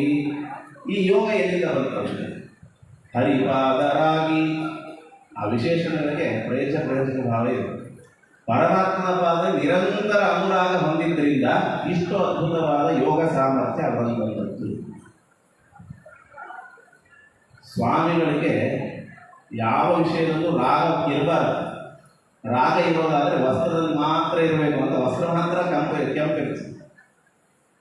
ಅದರಿಂದ ಹೊರಗೆ ಕೆಂಪಿಟ್ಟುಕೊಳ್ಳಿ, ಒಳಗೆ ಬೇಡ. ಆದರೆ ಸ್ವಾಮಿಗಳು ಒಳಗೆ ಕೆಂಪಿಟ್ಕೋಬೇಕು ಅಂತಂದ್ರೆ ಯಾವುದಂದ್ರೆ ಹರಿಪಾದ ರಾಗ ಸಂಬಂಧವನ್ನು ನಿರಂತರವಾಗಿ ಇಟ್ಕೊಂಡಿರ್ಬೇಕು. ಆದ್ದರಿಂದ ಹರಿಪಾದ ರಾಗಿ. ಪರಮಾತ್ಮನ ಪಾದದ ತಲ ಏನಿದೆ ಅದು ಕೆಂಪು, ಮೇಲ್ಭಾಗ ಕಪ್ಪು. ಆದ್ದರಿಂದ ಹರಿಪಾದರಾಗಿ ಅಂದರೆ ಪರಮಾತ್ಮನ ಪಾದದ ತಲವನ್ನು ನಿರಂತರವಾಗಿ ಚಿಂತನೆ ಮಾಡ್ತಿರ್ಬೇಕು. ಸಂಚಿಂತೆಯೇ ಭಗವತಶ್ಚರಣಾರವಿಂದಂ ವಜ್ರಾಂಕುಶಧ್ವಜ ಸರೋರುಹಲಾಂಚನಾಢ್ಯಂ ಉತ್ತುಂಗ ರಕ್ತ ವಿಲಸನ್ನಖ ಚಕ್ರವಾಲ ಜ್ಯೋತ್ಸ್ನಾಭಿರಾಹತ ಮಹೃದಯಾಂಧಕಾರ. ಹೃದಯದಲ್ಲಿ ಪರಮಾತ್ಮನ ಪಾದಧ್ಯಾನ ಮಾಡಿದರೆ ಹೃದಯದ ಒಳಗಿನ ಕತ್ತಲು ನಾಶ ಆಗ್ತದೆ, ಅಂದರೆ ಅಜ್ಞಾನ ನಾಶ ಆಗ್ತದೆ. ಸರಿ, ಇವರು ಯೋಗಿಗಳಾದರು, ಹರಿಪಾದ ರಾಗ ಇದರಲ್ಲಿ ಪರಮಾತ್ಮನ ಭಕ್ತರಾಗಿದ್ದರೆ ಇವರಿಂದ ನಮಗೇನು ಪ್ರಯೋಜನ ನಾವೇನಾದರೂ ಭಾವಿಸಿದರೆ ಭಕ್ತಾತಿ ಪೂಗಿ. ನಿರಂತರ ಭಕ್ತರ ಸಮೂಹದ ಮಧ್ಯದಲ್ಲಿರುವಂತಹ ಅದ್ಭುತವಾದ ಭಾಗ್ಯವನ್ನು ಪರಮಾತ್ಮ ಕಾಣಿಸಿಕೊಟ್ಟಿದ್ದಾರೆ. ಇವತ್ತು ನಮ್ಮಲ್ಲಿ ಗುರುಗಳಲ್ಲಿ 3 ವಿಧವಾದ ಗುರುಗಳು ಸಿಗ್ತಾರೆ. ಒಬ್ಬರು ತಾವು ಮಾತ್ರ ಉದ್ಧಾರ ಆಗಲಿಕ್ಕೆ ಬಯಸಿ ಎಲ್ಲೋ ಕಾಡಲ್ಲೋ ಪರ್ವತದಲ್ಲೋ ಕುಳಿತುಕೊಂಡು ಜಪತಪಗಳನ್ನು ಮಾಡ್ತಾರೆ. ಇವತ್ತು ನೀವು ಮೊನ್ನೆ ತ್ರಿವೇಣಿ ಸಂಗಮಕ್ಕೆ ಹೋಗಿದ್ರೆ ಎಲ್ಲೆಲ್ಲೋ ಯಾವುದ್ಯಾವುದೋ ಪರ್ವತದ ಗುಹೆಗಳಲ್ಲಿ ಕೂತ್ಕೊಂಡವರು, ಹೊಗೆಯಲ್ಲಿ ಕೂತ್ಕೊಂಡವರು, ಕಾಡಲ್ಲಿದ್ದವರು ಎಲ್ಲ ಸೇರಿ ಬಂದಿರ್ತಾರೆ ಅಂತ ನೀವು ಕೇಳಿರ್ತಾರೆ. ಅವರು ಬೇರೆ ಯಾವ ಸಮಯದಲ್ಲೂ ನಿಮಗೆ ಕಾಣಿಸಲ್ಲ, ನಿಮಗೆ ಉಪದೇಶ ಮಾಡಲ್ಲ, ತಾವು ಮಾತ್ರ ಜಪತಪಗಳನ್ನು ಮಾಡ್ತಾ ಉದ್ಧಾರ ಆಗ್ತಿರ್ತಾರೆ. ಇವರು ಅಧಮ ಗುರುಗಳು, ಅಂದರೆ ತಾವು ಮಾತ್ರ ಉದ್ಧಾರ ಆಗ್ತಾರೆ. ಗುರುತ್ವ ಇದೆ ಅವರಲ್ಲಿ, ಆದರೆ ಅಧಮ ಗುರುಗಳು. ಮಧ್ಯಮರು ಯಾರು ಅಂದರೆ ತಾವು ಉದ್ಧಾರ ಆಗ್ತಾರೆ, ತಮಗೆ ಅತ್ಯಂತ ಅಂತೆವಾಸಿಗಳಾದ ಶಿಷ್ಯರನ್ನು ಮಾತ್ರ ಉದ್ಧಾರ ಮಾಡುತ್ತಾರೆ, ಅವರು ಮಧ್ಯಮ ಗುರುಗಳು. ಉತ್ತಮ ಗುರು ಯಾರು ಅಂದರೆ ತಾವು ಉದ್ಧಾರ ಆಗೋದಲ್ಲ, ಇಡೀ ಜಗತ್ತೇ ಧರ್ಮದ ವಿಷಯದಲ್ಲಿ ಕಾರ್ಯ ಪ್ರವೃತ್ತರಾಗುವಂತೆ ಯಾರು ಪ್ರೇರಣೆ ನೀಡ್ತಾರೆ ಅವರು ನಿಜವಾದ ಉತ್ತಮ ಗುರುಗಳು, ಗುರು ಸಾರ್ವಭೌಮರು ಅಂತ ಕರೆಸ್ಕೊಳ್ತಾರೆ. ಆದ್ದರಿಂದ ಒನ್ ಹೂ ಡಿಫೈನ್ಸ್ ಅಧಮ ಗುರು ಅಂದರೆ ಬರೀ ಹೇಳೋನಂತೆ, ಹೇಳ್ತಾನೆ, ತಾನು ಮಾತ್ರ ಆಚರಣೆ ಮಾಡ್ತಾನೆ, ಯಾರಿಗೂ ಪ್ರೇರಣೆ ಕೊಡೋದು. ಮಧ್ಯಮ ಒಂದು ಡೆಮಾನ್ಸ್ಟ್ರೇಟ್ಸ್, ಅವನು ಹೇಳ್ತಾನೆ, ಹೇಳಿದಂತೆ ಆಚರಣೆ ಮಾಡ್ತಾನೆ, ಪ್ರೇರಣೆ ಯಾರಿಗೂ ಇಲ್ಲ.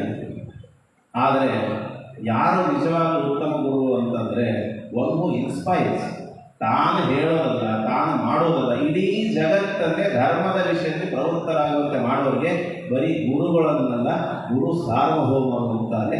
ಅಂತಹ ವ್ಯಾಸರಾಜ ಗುರು ಸಾರ್ವಭೌಮರು ಅವರೇ ಮುಂದಿನ ಅವತಾರದಲ್ಲಿ ರಾಯರಾಗಿದ್ದಾರೆ, ರಾಘವೇಂದ್ರ ಗುರು ಸಾರ್ವಭೌಮರು ಅಂತ ಕರೆಸ್ಕೊತಾ ಇದ್ದಾರೆ. ಆದ್ದರಿಂದ ಭಕ್ತಾತಿ ಕೂಗಿ, ಭಕ್ತರ ಸಮೂಹದ ಮಧ್ಯದಲ್ಲಿರುವ ಭಾಗ್ಯ ಎಲ್ಲರಿಗೂ ಬರಲ್ಲ. ಬೇಕಾದಷ್ಟು ಜಪತಪ ಮಾಡ್ತಿರ್ತಾರೆ, ಒಬ್ಬ ಭಕ್ತನ ಒಬ್ಬ ಕಡೆ ತಲೆ ಹಾಕಿ ನೋಡೋಣ. ಆದರೆ ಭಕ್ತರ ಸಮೂಹದ ಮಧ್ಯದಲ್ಲಿರಬೇಕು ಅಂದರೆ ಯಾಕೆ? ಮುಂದಿನ ಶ್ಲೋಕ ಹೇಳ್ತದೆ, ಸದಾ ಸದಾ ಯತ್ತ ಮಹಾನುಭಾವ ಭಕ್ತಾಘೂಲೋಚ್ಚಯ ತೀವ್ರದಾವ ದೌರ್ಜನ್ಯ ವಿಧ್ವಂಸನ ದಕ್ಷರಾವ ಶಿಷ್ಯೇಭ್ಯೋ ಯಚ್ಚತಿ ದಿವ್ಯಗಾವ. ಭಕ್ತಾತಿ ಭೂಗಿ, ಭಕ್ತರೆಲ್ಲ ಸುತ್ತಲೂ ತುಂಬಿಕೊಂಡಿದ್ದಾರೆ, ದೇಹಿ ದೇಹಿ ಅಂತಿದ್ದಾರೆ, ಉದ್ಧಾರ ಮಾಡಿ ನಮ್ಮ ಒಂದು ಸಾರಿ ನೋಡಿಬಿಡ್ರಿ ಅಂತಿದ್ದಾರೆ. ಈ ಪ್ರಸಂಗ ನೋಡಿದರೆ ಆಚಾರ್ಯರು ಕಣ್ವ ತೀರ್ಥದ ಸಮುದ್ರ ಸ್ನಾನಕ್ಕೆ ಬಂದಿದ್ದಾರೆ, ಮಧ್ವವಿಜಯದ ವರ್ಣನೆ ಮಾಡ್ತಾರೆ. ಸಮುದ್ರ ಸ್ನಾನಕ್ಕೆ ಬಂದರೆ ಬರೀ ಅವರ ಶಿಷ್ಯರು ಸನ್ಯಾಸಿಗಳಲ್ಲ, ಗೃಹಸ್ಥರಲ್ಲ, ಅವರ ಶಿಷ್ಯರಲ್ಲ, ಊರಿನ ಎಲ್ಲ ಜನ, ಸುತ್ತಮುತ್ತಲಿನ ಜನ, 8 ಗ್ರಾಮದ ಜನ ಬಂದು ನೋಡ್ತಾ ಇದ್ದಾರೆ.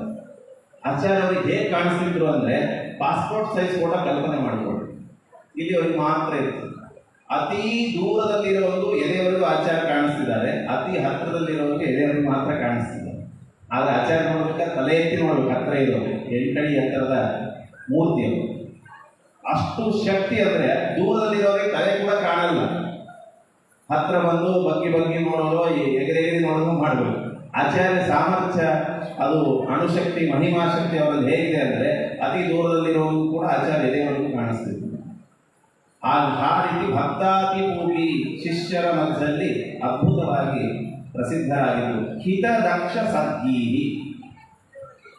ಆ ಇರುವ ಶಿಷ್ಯಂದರಿಗೆ ಏನು ಉಪದೇಶ ಮಾಡಿದರು? ಹಿತವನ್ನು ಉಪದೇಶ ಮಾಡಿದರು. ಮಾಡುವ ಉಪದೇಶದಲ್ಲಿ ದಕ್ಷತೆ ಇತ್ತು, ಸತ್ವ ಇತ್ತು. ಹಿತ ಕಾಮಧೇನು ಹತ್ರ ಹೋಗಿ ಪ್ರಾರ್ಥನೆ ಮಾಡಿದರೆ ಕೇಳಿದ್ದನ್ನೆಲ್ಲ ಕೊಡ್ತದೆ. ಒಬ್ಬನಿಗೆ ಕಾಮಧೇನು ಅಂತ ಗೊತ್ತಿಲ್ಲ, ಅದರ ಕೆಳಗಡೆ ಹೋಗಿ ಕೂತ್ಕೊಂಡು ಬಹಳ ಬಿಸಿಲು ಕಾಲ, ತಂಪಾದರೆ ಒಳ್ಳೇದು ಅಂದ್ಕೊಂಡ ಇದ್ದಕ್ಕಿದ್ದಂತೆ ತಂಪಾದ ಮೇಲೆ ಹೊಟ್ಟೆ ಚಿಂತೆ ಶುರುವಾಯಿತು. ಬಹಳ ಹೊತ್ತಾಗಿ ಏನು ತಿಂದಿಲ್ಲಲ್ಲ, ಹಸಿವೆ ಆಗ್ತಾ ಇದೆ, ಇಲ್ಲಿ ಏನಾದರೂ ಸಿಕ್ಕರೆ ಒಳ್ಳೆಯದು. ತಕ್ಷಣದಲ್ಲಿ ಪಂಚವರ್ಷ ಭವನ ತಟ್ಟೆಯಲ್ಲಿ ಊಟ ಮಾಡಿದ ಮೇಲೆ ಒಳ್ಳೆ ಹಾಸಿಗೆ ಇದ್ರೆ ನಿದ್ದೆ ಬರ್ಬೋದಲ್ಲ ಅಂತ ಹಾಸಿಗೆ ಬಂತು, ಮಲಗಿದ. ಎಚ್ಚರ ಆದ್ರೆ ಅನ್ನಿಸ್ತದೆ, ಯಾರೂ ಇಲ್ಲದೆ ಇರೋ ಈ ಕಾಡಲ್ಲಿ ಒಂದು ಮರದ ಕೆಳಗಡೆ ಕೂತ್ಕೊಂಡಿದ್ದೀನಿ, ಊಟ ಬಂತು, ಹಾಸಿಗೆ ಬಂತು, ತಂಪಾಯಿತು, ನಿದ್ದೆ ಮಾಡಿದೆ, ಇಲ್ಲಿ ಭೂತಗೀತ ಏನಾದರೂ ಇದೆಯೋ ಏನು? ಒಂದು ಭೂತ ಬಂತು, ಚಿಂತಿತವಾದದ್ದೆಲ್ಲ ಬಂದ್ಬಿಡ್ತದೆ, ಭೂತ ಬಂತು. ಇದು ನಾನು ತಿಂದರೆ ಏನು ಮಾಡೋದು ಅಂತ ಅನ್ಕೊಂಡು ಏನು ಬಿಡ್ಬೋದು. ಅಂದರೆ ಕೇಳಿದ್ದನ್ನೆಲ್ಲ ಕೊಡೋದು ದೊಡ್ಡದಲ್ಲ, ಕೇಳಿದ್ದವನಿಗೆ ಹಿತನೋ ಅಹಿತನೋ ಯೋಚನೆ ಮಾಡಿ ಅವನಿಗೆ ಕೊಡೋದೇನಿದೆ ಅದು ನಿಜವಾದ ದಾತೃತ್ವ. ಆ ದಾತೃತ್ವ ಅದು ವ್ಯಾಸರಾಜ ಗುರುಸಾರ್ವಭೌಮರಲ್ಲಿದೆ. ಆದ್ದರಿಂದ ಹಿತ, ದಕ್ಷ, ಸತ್ವಪೂರ್ಣವಾದಂತಹ ಈ ಮಾತುಗಳನ್ನು ಶಿಷ್ಯರಿಗೆ ಉಪದೇಶ ಮಾಡ್ತಾ ಇದ್ದಾರೆ. ತ್ಯಾಗ ಅಂದರೆ ಲೌಕಿಕವಾದ ಧನತ್ಯಾಗವನ್ನೇ ಇಟ್ಟುಕೊಳ್ಳೋಣ.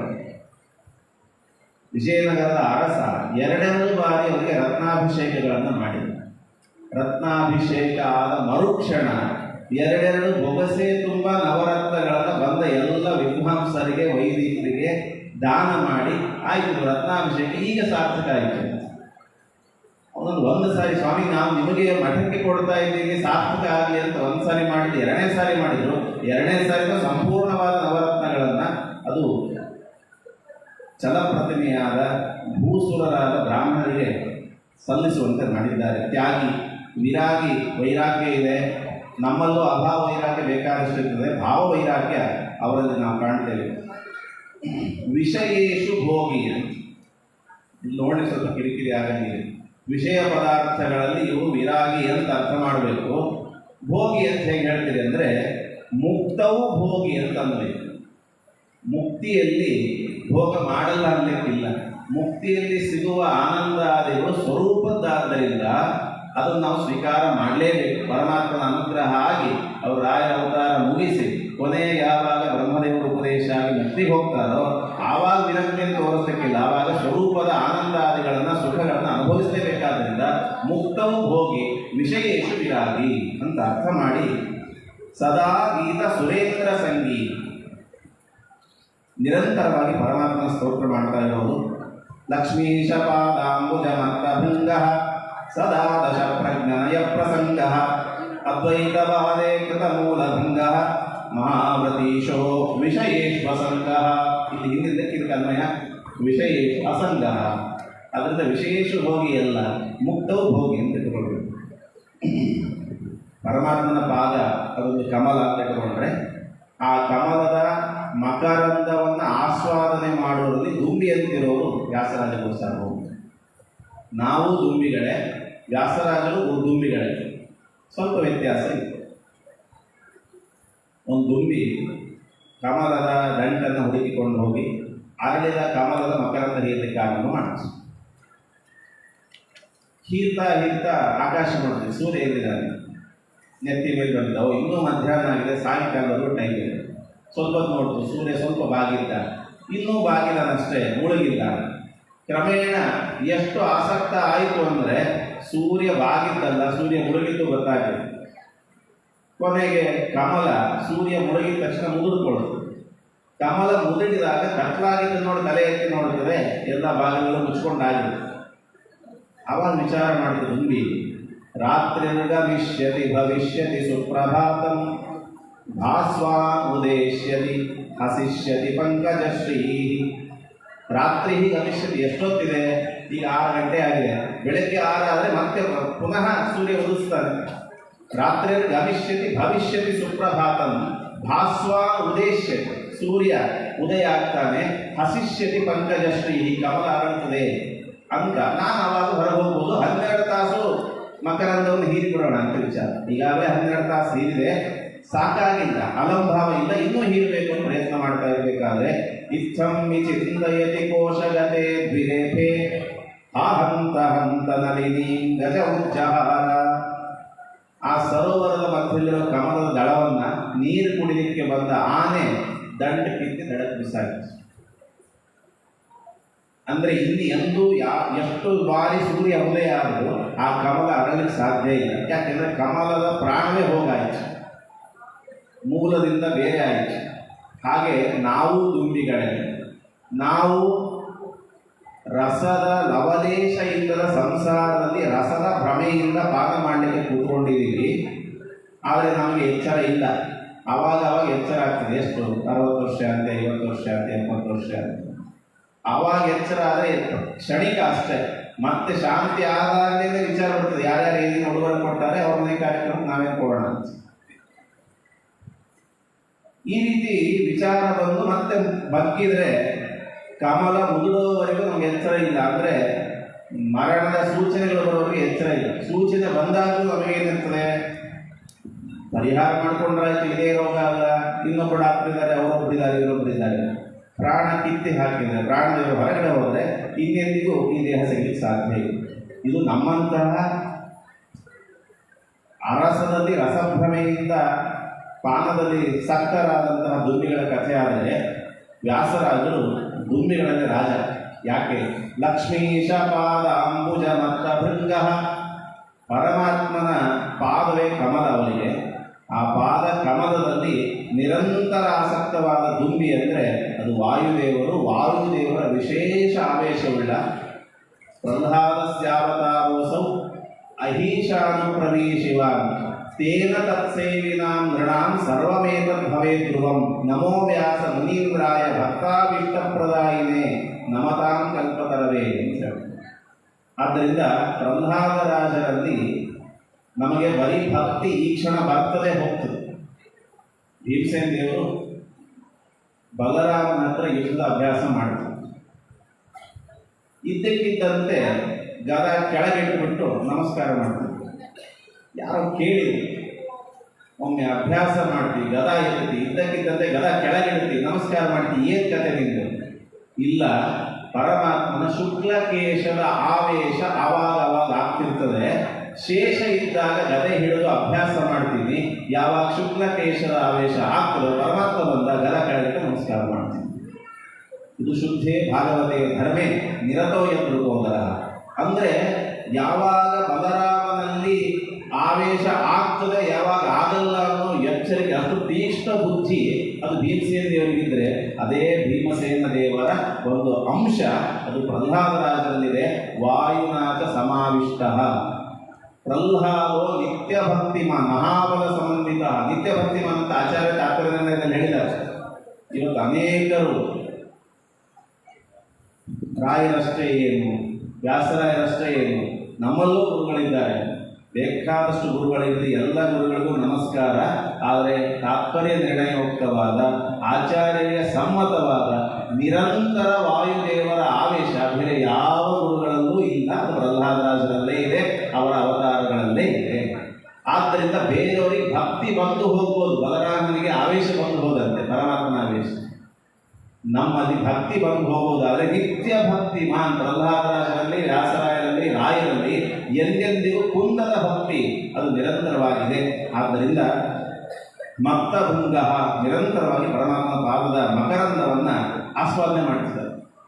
ಏನ್ ಸಿಕ್ತು ಇವರಿಗೆ ಮಕರಂದ ಆಸ್ವಾದನೆ ಮಾಡಿದ್ರಿಂದ ಅಂದ್ರೆ, ಮಕರಂದ ಅಂದ್ರೆ ಯಾವುದು? ಅದು ವ್ಯಾಖ್ಯಾನ. ಸದಾದಶ ಪ್ರಜ್ಞನಯ ಪ್ರಸಂಗ, ನಿರಂತರವಾಗಿ ಆನಂದ ತೀರ್ಥರ ಶಾಸ್ತ್ರದಲ್ಲೇ ರತಿ ಉಳ್ಳವರು.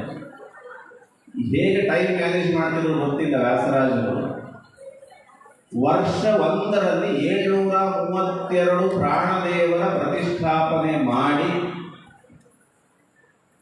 ಆಮೇಲೆ ಅವರು ಭಿಕ್ಷೆ ಮಾಡಿ ತೀರ್ಥಪ್ರಸಾದ ಸ್ವೀಕಾರ ಮಾಡ್ತಿದ್ರು, ಉಳಿದವರಿಗೆ ಕೊಡ್ತಿದ್ರು. ಒಂದು ಪ್ರತಿಷ್ಠಾಪನೆ ಆಗಬೇಕಾದ್ರೆ ಎಷ್ಟು ಕೆಲಸ ಇರ್ತದೆ. ಒಂದು ವರ್ಷದ 732 ಅಂದರೆ ಅಂದಾಜು ಹಿಡ್ಕೊಂಡ್ರೆ ಒಂದು ದಿವಸಕ್ಕೆ 2 ಆಗಬೇಕು. ಅಷ್ಟು ನಿರಂತರ ಪಾಠ ಪ್ರವಚನ, ವ್ಯಾಖ್ಯಾನಗಳು. ವ್ಯಾಸ ಯೋಗಿ ಅನ್ನೋದು ಯೋಗ ಅಂತ ಅರ್ಥ ಇಟ್ಕೊಂಡ್ರೆ ಅಷ್ಟ ಗ್ರಂಥಗಳೇ ಅಷ್ಟ ಯೋಗಗಳು. ವ್ಯಾಸರಾಜ ರಚನೆ ಮಾಡಿದಂಥ 8 ಪ್ರಮುಖ ಗ್ರಂಥಗಳೇ ಯೋಗಗಳು. ಅವು ನಮಗೆಲ್ಲ ಉಪಾಯ, ಮೋಕ್ಷಕ್ಕೆ ಉಪಾಯಗಳು. ಆದ್ದರಿಂದ ವ್ಯಾಸ ಯೋಗಿಗಳು. ಆದ್ದರಿಂದ ವಾಯುದೇವರ ಆವೇಶ ಇದ್ದದೆ ವಾಯುದೇವರ ಸನ್ನಿಧಾನ, ಶೇಷದೇವರ ಆವೇಶ. ಕೆಲವರು ಪಾಠಾಂತರ ಮಾಡಿ ಇಂದ್ರಸ್ಯಾನ ಪ್ರವೇಶವ ಅಂತ ಅರ್ಥ ಮಾಡಿದ್ದಾರೆ. ಅಲ್ಲಿ ವಿಚಾರ ಮಾಡಬೇಕಾದ ಅಂಶ ಇದೆ. ಅಹೀಶಾನ ಪ್ರವೇಶವ ಅಂತ ನಾನು ಕೇಳಿದ ಪಾಠ, ಕೆಲವರು ಇತ್ತೀಚಿನ ಪಾಠಗಳಲ್ಲಿ ಇಂದ್ರಸ್ಯ ಅಂತ. ಆದ್ದರಿಂದ ಶೇಷದೇವರ ಆವೇಶ, ವಾಯುದೇವರ ಸನ್ನಿಧಾನ ಇದ್ದದ್ರಿಂದ ಇಷ್ಟೆಲ್ಲ ಕೆಲಸಗಳಾಗಿದೆ. ಆ ಮಹಾವ್ರತಿಗಳು ನಿರಂತರವಾಗಿ ಅದ್ಭುತವಾಗಿ ವ್ರತಾಚರಣೆಯನ್ನು ಮಾಡ್ತಾ ಇದ್ದಾರೆ. ಸದಾ ಸದಾ ಎತ್ತ ಮಹಾನುಭಾವ, ಇದೇ ಹೇಳಿದೆ ವಾಯುದೇವರ ನಿತ್ಯ ಸನ್ನಿಧಾನ. ಭಕ್ತಾಹ ತೂಲೋಚ್ಚಯ ತೀವ್ರದಾವ. ಯಾರು ಅಂದ್ರಂತೆ, ಕಾಡಿಗೆ ಛತ್ತಿ ಬಿಟ್ಟಿದೆ, ನಮ್ಮ ಗುಡಿಸಲು ಮನೆಗೆ ಬೆಂಕಿ ಬೀಳ್ತದೋ ಏನೋ, ಆದ್ದರಿಂದ ಗುಡಿಸಲು ಮನೆಗೆ ಏನಾದರೂ ಒಂದು ವ್ಯವಸ್ಥೆ ಮಾಡಬೇಕು. ಹೆಂಡತಿ ಅಂದಂತೆ ಗುಡಿಸಲು ಮನೆ ಹಾಕಿ ಗುಡಿಸಲು ಮನೆ ಒಳಗಿರೋ ಹತ್ತಿ ರಕ್ಷಣೆ ಮಾಡಬೇಕು ಬೇಡೋ ಅಂತ. ಅದಕ್ಕೆ ಒಂದು ಸಣ್ಣ ಕಟ್ಟೆ ಗೀರಿದ್ರೆ ಹತ್ತಿ ಸುಟ್ಟು ಹೋಗ್ತದೆ. ಕಾಡಿಗಿಚ್ಚಿ ಹತ್ತಿ ಸುಡೋದು, ಒಂದು ಕುಟೀರ ಸುಡೋದು ಏನು ದೊಡ್ಡ ವಿಷಯ. ಹಾಗೆ ನಮ್ಮ ಪಾಪಗಳೆಂಬ ರಾಶಿಗೆ ವ್ಯಾಸರಾಜರ ಅನುಗ್ರಹ ಕಾಡ್ಗಿಚ್ಚಾದ್ದರಿಂದ ನಮ್ಮ ಪಾಪಗಳ ಲೆಕ್ಕಕ್ಕೆ ಇಲ್ಲ. ಈ ಜನ್ಮದ ಪಾಪ ಅಲ್ಲ, 3 ಜನ್ಮಗಳ ಪಾಪಗಳು, 3 ಕಾಲದ ಪಾಪಗಳು ಕೂಡ ನಾಶ ಮಾಡುವ ಶಕ್ತಿ ಅವರ ಅನುಗ್ರಹಕ್ಕಿದೆ. ದೌರ್ಜನ್ಯ ವಿಧ್ವಂಸನ ದಕ್ಷರಾವ ಶಿಷ್ಯೇಭ್ಯಯೋ ಯಚ್ಚತಿ ದಿವ್ಯಗಾವ. ನಿರಂತರ ಶಿಷ್ಯಂದರಿಗೆ ಉಪದೇಶಗಳನ್ನು ಮಾಡ್ತಾ ಇದ್ದಾರೆ. ಮಧ್ವ ಸಿದ್ಧಾಂತ ದುರ್ಧಾಬ್ಧಿ ವೃದ್ಧಿ ಪೂರ್ಣ ಕಲಾಧರ ವ್ಯಾಸರಾಜ ಯತೀಂದ್ರೋ ಮೇ ಭೂಯಾದೀಕ್ಷಿತ ಸಿದ್ಧಯೇ. ಹುಣ್ಣಿಮೆ ದಿವಸ ಚಂದ್ರನ ಪರಿಪೂರ್ಣ ಉದಯ ಆದಾಗ ಸಮುದ್ರ ಉಕ್ಕೆ ಇರ್ತದೆ. ಕವಿ ಕೈಯಲ್ಲಿ ಈ ಪ್ರಸಂಗ ಸಿಕ್ಬಿಟ್ರೆ ಬೇಕಾದಷ್ಟು ಕಲ್ಪನೆಗಳು ಬರ್ತವೆ. ಅದು ಎಲ್ಲ ನವರಸಗಳನ್ನು ಅಲ್ಲಿ ತಂದು ಮೇಳೈಸ್ತಾರೆ ಕವಿ. ಹಾಗೆ ಇಲ್ಲಿ ಮಧ್ವಾಚಾರ್ಯರ ಸಿದ್ಧಾಂತವೇ ಒಂದು ಸಮುದ್ರ ಅಂತ ಆದರೆ ಅಲ್ಲೊಂದು ಚಂದ್ರ ಉದಯ ಆಗಬೇಕು, ಹುಣ್ಣಿಮೆ ಬರಬೇಕು, ಚಂದ್ರ ಉದಯ ಆಗಬೇಕು. ಚಂದ್ರ ಉದಯ ಆದಾಗ ಮಧ್ವಾಚಾರ್ಯರ ಸಿದ್ಧಾಂತ ಸಮುದ್ರ ಅದು ಉಕ್ಕೇ ಇರ್ತದೆ. ಉಳಿದೆಲ್ಲ ಹಿಂದೆ ಬಂದ ಗುರುಗಳು ಅವರು ಪೂರ್ಣಚಂದ್ರರಾಗಿದ್ದರೂ ಕೂಡ ಕಾಲ ಅದು ಪಾಡ್ಯನೋ ಬೆಳಿಗ್ಗೆನೋ ತಲೆಗೇನೋ ಅಷ್ಟಮಿನೋ ಆಗಿತ್ತು. ಕಾಲ ಸನ್ನಿಹಿತ ಆಗಿರಲಿ. ಯಾವಾಗ ವ್ಯಾಸರಾಜ ಗುರು ಸಾರ್ವಭೌಮರು ಪಟ್ಟಾಭಿಷಿಕ್ತರಾದರೂ ಆವಾಗ ಹುಣ್ಣಿಮೆ ಪೂರ್ಣ ಆಯಿತು. ಆದ್ದರಿಂದ ಪೂರ್ಣಚಂದ್ರರಾದ ವ್ಯಾಸರಾಯರ ಗ್ರಂಥ ರಾಶಿಯಿಂದ ಮಧ್ವ ಸಿದ್ಧಾಂತ ದುಗ್ಧಾಬ್ಧಿ ಪೂರ್ಣಚಂದ್ರ ಕಲಾಧರ. ಆಚಾರ್ಯರ ಸಿದ್ಧಾಂತ ಎಂಬ ಸಮುದ್ರ ಉಕ್ಕೇರ್ತಾ ಇದೆ. ಇಲ್ಲಿಯ ಸಮುದ್ರ ಉಪ್ಪಾಗಿದ್ದರೆ ಇದು ಕುಡಿಲಿಕ್ಕೆ ಸಾಧ್ಯ ಇಲ್ಲ. ಅಲ್ಲಿಯ ಸಮುದ್ರ ಕುಡಿಲೇಬೇಕಾದದ್ದು, ಅತ್ಯಂತ ಅಮೃತಮಯವಾದದ್ದು, ಅಮೃತತ್ವವನ್ನು ಕೊಡುವಂತಹ ಸಮುದ್ರ. ಅದನ್ನು ಉಕ್ಕೇರಿಸುವಂತಹ ಶಕ್ತಿ ಅದು ವ್ಯಾಸತೀರ್ಥ ಗುರು ಸಾರ್ವಭೌಮರದ್ದು. ನಮಗೆ ಇಷ್ಟವಾದದ್ದನ್ನು ಕೊಡಲಿ, ಅಲ್ಲಿ ಇಷ್ಟ ಅನ್ನೋ ಶಬ್ದಕ್ಕೆ ಹಿತವಾದದ್ದನ್ನು ಕೊಡಲಿ ಅಂತ ಪ್ರಾರ್ಥನೆ. ನಾನು ಬೇಕಾದ್ರೂ ಕೇಳ್ತೇನೆ, ನನಗಿಷ್ಟ ಅಂದರೆ ಇವತ್ತು ಟಿ ವಿ ಇರ್ತದೆ, ನಾಳೆ ಫೋನ್ ಇರ್ತದೆ. ನನಗೆ ಇಷ್ಟ ದಿವಸಕ್ಕೆ ಬದಲಾಗ್ತದೆ. ನನ್ನ ಸ್ವರೂಪಕ್ಕೆ ಹಿತವಾದದ್ದನ್ನು ಕೊಡಲಿ ಅಂತ ಪ್ರಾರ್ಥನೆ. ಯನ್ನಾಮ ಗ್ರಹಣಾದೇವ ಪಾಪರಾಶಿ ಪಲಾಯತೆ ಸೋಯಂ ಶ್ರೀ ವ್ಯಾಸ ಯೋಗೀಂದ್ರೋ ನಿಹಂತು ದುರಿತಾರಿನಃ.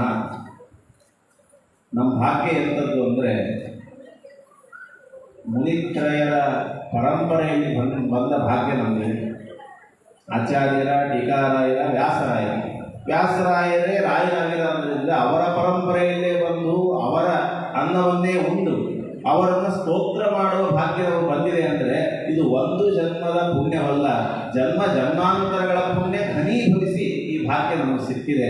ಆದ್ದರಿಂದ ವ್ಯಾಸರಾಯರ ನಾಮ ಸ್ಮರಣೆ ಮಾಡಿದರೆ ಸಾಕು. ಎನ್ನಾಮ ಗ್ರಹಣಾದೇವ, ನಾಮೋಚ್ಚಾರಣೆ ಮಾಡಿದರೆ ಸಾಕು, ಪಾಪರಾಶಿಗಳೆಲ್ಲ ದೂರ ಓಡಿ ಹೋಗ್ತದೆ. 3 ವ್ಯಾಸರಾಜರ ನಾಮ. ವ್ಯಾಸರಾಜರ ಮೃತ್ತಿಕಾ, ಆಮೇಲೆ ವ್ಯಾಸರಾಜರ ಬೃಂದಾವನ ದರ್ಶನ. ಯನ್ಮೃತ್ತಿಕ ಈ ನಾಮಸ್ಮರಣೆಯಿಂದ ಪಾಪರಾಶಿ ಪಲಾಯ. ಯನ್ಮೃತ್ತಿಕಾ ದರ್ಶನ ಮಾತ್ರ ಭೀತಃ ಕ್ವಚಿತ್ ಪಿಶಾಚಸ್ತದನೂರತೇಭ್ಯಃ ದತ್ವಾ ಧನಂ ವಾಂಛಿತಮಾಪ್ಯತಸ್ಯ ತೈರ್ವಾಸಿತೋ ಯಾ ಅಚಿರೇಣ ಮುಕ್ತಿಂ. ಒಂದು ಹಸ್ತೋದಕ ಅಂದರೆ ವ್ಯಾಸರಾಯರ ಕೈಯಿಂದ ಸ್ಪೃಷ್ಟವಾದ ನೀರು, ಅದು ಒಂದು ಮಹತ್ವ. ವ್ಯಾಸರಾಜರ ಮೃತ್ತಿಕೆಯ ಮಹತ್ವ, ವ್ಯಾಸರಾಜ ಎಂಬ ಹೆಸರಿನ ಮಹತ್ವ, ಮೂರನ್ನು ಹೇಳ್ತಾ ಇದ್ದಾರೆ. ಆದ್ದರಿಂದ ಒಂದು ಹಸ್ತೋದಕ ಬಿಡಬೇಡ್ರಿ, ಪಾದೋದಕ ಬಿಡಬೇಡ್ರಿ, ಮೃತ್ತಿಕಾ ಧಾರಣೆಯನ್ನು ಮರಿಬೇಡ್ರಿ, ನಾಮಸ್ಮರಣೆಯನ್ನು ಮರಿಬೇಡ್ರಿ. ಇದನ್ನು ವ್ಯಾಸರಾಯರಿಗೂ ಅನ್ವಯ ಮಾಡಿಕೊಳ್ಳಬೇಕು, ರಾಯರಿಗೂ ಅನ್ವಯ ಮಾಡಿಕೊಳ್ಳಬೇಕು. ಒಂದು ಪಿಶಾಚಿ ಒಬ್ಬ ವ್ಯಕ್ತಿಯನ್ನು ಪೀಡಿಸ್ತಾ ಇದೆ. ಹೇಗೆ ಪೀಡಿಸೋದು ಅಂದರೆ ಅವನನ್ನು ಮರಣಾಂತವಾಗಿ ಪೀಡನೆ ಮಾಡ್ತಿಲ್ಲ, ಅವನ ಹಣ ಎಲ್ಲ ಕಿತ್ಕೊಂಡು ಹೋಗ್ತಾ ಇದೆ. ಅವನಿಗೆ ಯಾರು ಹೇಳಿದ್ರು ಈ ಹತ್ತಿರದಲ್ಲೇ ವ್ಯಾಸರಾಯರಿದ್ದಾರೆ, ವ್ಯಾಸರಾಯರ ಬೃಂದಾವನ ಇದೆ, ಅವರ ಮೃತ್ತಿಕಾ ದರ್ಶನ ಮಾಡ್ರಿ. ಸರಿ ಅಂತ ವ್ಯಾಸರಾಯರ ಕೈಯಿಂದ ಸ್ಪಷ್ಟವಾದ ಮೃತ್ತಿಕೆಯನ್ನು ದರ್ಶನ ಮಾಡಿದ. ಮೃತ್ತಿಕಾ ದರ್ಶನ ಮಾತ್ರ ಭೀತಃ. ವ್ಯಾಸರಾಯರು ನೋಡಿದ್ದಲ್ಲ, ವ್ಯಾಸರಾಯರಿಗೆ ಸ್ಪಷ್ಟವಾದ ಮೃತ್ತಿಕೆಯನ್ನು ನೋಡಿದ್ದಷ್ಟೇ. ಇಲ್ಲಿ ಶಬ್ದ ಮೃತ್ತಿಕಾ ಅಂತ ಬಳಸ್ಬೇಕು, ಕೆಲವರು ಮಣ್ಣು, ಕಲ್ಲು, ಮೂಳೆ ಅಂತೆಲ್ಲ ಬಳಸ್ತಾರೆ ಅಲ್ವಾ. ಅರ್ಥ ಮೃತ್ತಿಕಾ ಅಂತ ಹೇಳಿದ್ರು ಆಗ್ತದೆ, ಅರ್ಥ ಆಗಲಿಕ್ಕೆ ಅದು ಕನ್ನಡ ಭಾವಾನುವಾದ ಬೇಡ. ಮೃತ್ತಿಕೆ ಇತ್ಯೇವ ಸತ್ಯ, ಮೃತ್ತಿಕಾ ಇತ್ಯೇವ ಸತ್ಯ, ಉಳಿದಿದ್ದೆಲ್ಲ ಅನಿತ್ಯ. ಆದ್ದರಿಂದ ಮೃತ್ತಿಕೆಯ ದರ್ಶನದಿಂದ ಪಿಶಾಚಿ ಭಯಭೀತ ಆಯಿತು. ಭಯಭೀತ ಆಗಿದ್ದೆಲ್ಲ ಕಳ್ಳತನ ಮಾಡಿದ ಎಲ್ಲ ಹಣ ತಂದು ಕೊಟ್ಟು ಆ ವ್ಯಕ್ತಿಯ ಜೊತೆಗೆ ವಾದ ಮಾಡಿ, ವಾದದಲ್ಲಿ ಸೋತು ತಾನು ಮತ್ತೆ ಅಚಿರೇಣ ಮುಕ್ತಿಯನ್ನು ಹೊಂದಿತು. ಅಂದರೆ ಪಿಶಾಚಿಯನ್ನು ಬರೀ ದೂರ ಓಡಿಸೋದು ಮಾತ್ರ ಅಲ್ಲ, ಪಿಶಾಚಿಗೂ ಉತ್ತಮ ಗತಿಯನ್ನು ಕೊಡುವಂತಹ ಶಕ್ತಿ ಅದು ವ್ಯಾಸರಾಯರ ಮೃತ್ತಿಕಾ ದರ್ಶನಕ್ಕಿದೆ. ಆದ್ದರಿಂದ ನಾಮಸ್ಮರಣೆ, ಮೃತ್ತಿಕಾ ದರ್ಶನ. ಇನ್ನೊಮ್ಮೆ ಏನಾಯಿತು, ವ್ಯಾಸರಾಜರು ಸಂಚಾರ ಮಾಡ್ತಿರ್ಬೇಕಾದ್ರೆ ಎದುರುಗಡೆ ಒಬ್ಬ ಭಯಭೀತನಾಗಿ ಓಡಿ ಬರ್ತಾ ಇದ್ದಾರೆ. ಕಾರಣ ಏನಂದ್ರೆ ಹುಲಿ ಬೆನ್ನಟ್ಟಿದೆ. ಯತ್ ಕೌಶಿಕಾ ನಾಸಿಕಾಕ್ತ ಜಲಾನ್ ನಿಶ್ಶಂಕತೆ ನರೆ ವ್ಯಾಘ್ರೋ ಮಹಾನಪಿ ಸ್ಪೃಷ್ಟು ನಾಶಕ್ವಾ ಇಹ ಆಶ್ರಯೇ ನಾಶಕತ್ ತ್ವಂ ಇಹಾಶ್ರಯೇ. ಹುಲಿಯನ್ನು ನೋಡಿದರು, ಯಾವುದೇ ಗಾಬರಿಗಳಿಲ್ಲ, ಕೈಯಲ್ಲಿ ಕಮಂಡಲು ಇತ್ತು. ನೀರನ್ನು ಪ್ರೋಕ್ಷಣೆ ಮಾಡಿ ಆ ಹುಲಿಗೆ ಪ್ರೋಕ್ಷಣೆ ಮಾಡಿದರೆ, ನೀರು ಹಿಡ್ಕೊಂಡು ಹುಲಿಗೆ ಪ್ರೋಕ್ಷಣೆ ಮಾಡಿದರೆ ಹುಲಿ ಶಾಂತ ಆಯಿತು. ಇದನ್ನು ನೀವು ವ್ಯಾಸರಾಯರ ಚರಿತ್ರೆಯಲ್ಲೂ ಕೇಳ್ತೇವೆ, ವಾದಿರಾಜರ ಚರಿತ್ರೆಯಲ್ಲೂ ಕೇಳ್ತೇವೆ. ನೀವು ಸೋಲೆ ತಪೋವನಕ್ಕೆ ಹೋಗಬೇಕಾದ್ರೆ ಅಲ್ಲೊಂದು ಹುಲಿ ಬರ್ತಿತ್ತು, ಸಂಚಾರಕ್ಕೆ ವಿಘ್ನ ಮಾಡಿದ ಹುಲಿಯನ್ನು ನೀರನ್ನು ಪ್ರೋಕ್ಷಣೆ ಮಾಡಿ ನಿಲ್ಲಿಸಿದ್ರು. ಹಾಗಿಲ್ಲಿ ಅವರ ಹಸ್ತೋದಕ, ಹಸ್ತಸ್ಪೃಷ್ಟವಾದ ಉದಕದ ಸ್ಪರ್ಶದಿಂದ ಹುಲಿಯಲ್ಲಿ ಕ್ರೂರತ್ವವೇ ನಾಶ ಆಯಿತು. ನಾವು ಹುಲಿಯನ್ನು ನೋಡಿದರೆ ಗಾಬರಿ ಯಾಕಾಗ್ತೀವಿ ಅಂದರೆ ಅದು ಕ್ರೂರ ಪ್ರಾಣಿ ಅಂತ. ಹುಲಿಗಿಂತ ಕ್ರೂರ ನಾವಿರುತ್ತೇವೆ. ಹುಲಿಗೆ ಕ್ಷಣಿಕವಾದ ಕ್ರೌರ್ಯ ಇರ್ತದೆ, ಅದರ ತಂಟೆಗೆ ಹೋಗುವವರೆಗೂ ಅದು ಯಾವ ಕಿರಿಕಿರಿಯನ್ನು ಮಾಡಲ್ಲ. ನಾವು ಹಾಗಲ್ಲ, ತಂಟೆಗೆ ಬರದವರನ್ನು ತಂಟೆ ತಂದುಕೊಂಡು ಕಿರಿಕಿರಿ ಮಾಡೋದು ನಾವು. ಅಂಥದ್ದು ನಮ್ಮಲ್ಲಿರೋ ಕ್ರೂರತೆ ನಾಶ ಆಗಬೇಕಾದ್ರೆ ವ್ಯಾಸರಾಯರ ಹಸ್ತೋದಕ ಅದು ನಮಗೆ ಸ್ಪರ್ಶ ಆದರೂ ಸಾಕು, ದೇಹದ ಒಳಗೋದರೂ ಸಾಕು, ಅದರಿಂದ ಉದ್ಧಾರ ಆಗಲಿಕ್ಕೆ ಸಾಧ್ಯ. ಆದ್ದರಿಂದ ನಾಮಸ್ಮರಣೆ, ಮೃತ್ತಿಕಾ ದರ್ಶನ, ಲೇಪನ, ಕುಷ್ಠ ಅಪಸ್ಮಾರ ಲೂತಾಂತ ಬಾಲಸ್ಫೋಟಾದಿಕಾನ್ ಬಹೂನ್ ಮೃತ್ತಿಕಾ ನಾಶಯತ್ತೇವ ಬೃಂದಾವನ ಗದಾಮ್ನೇನೆ.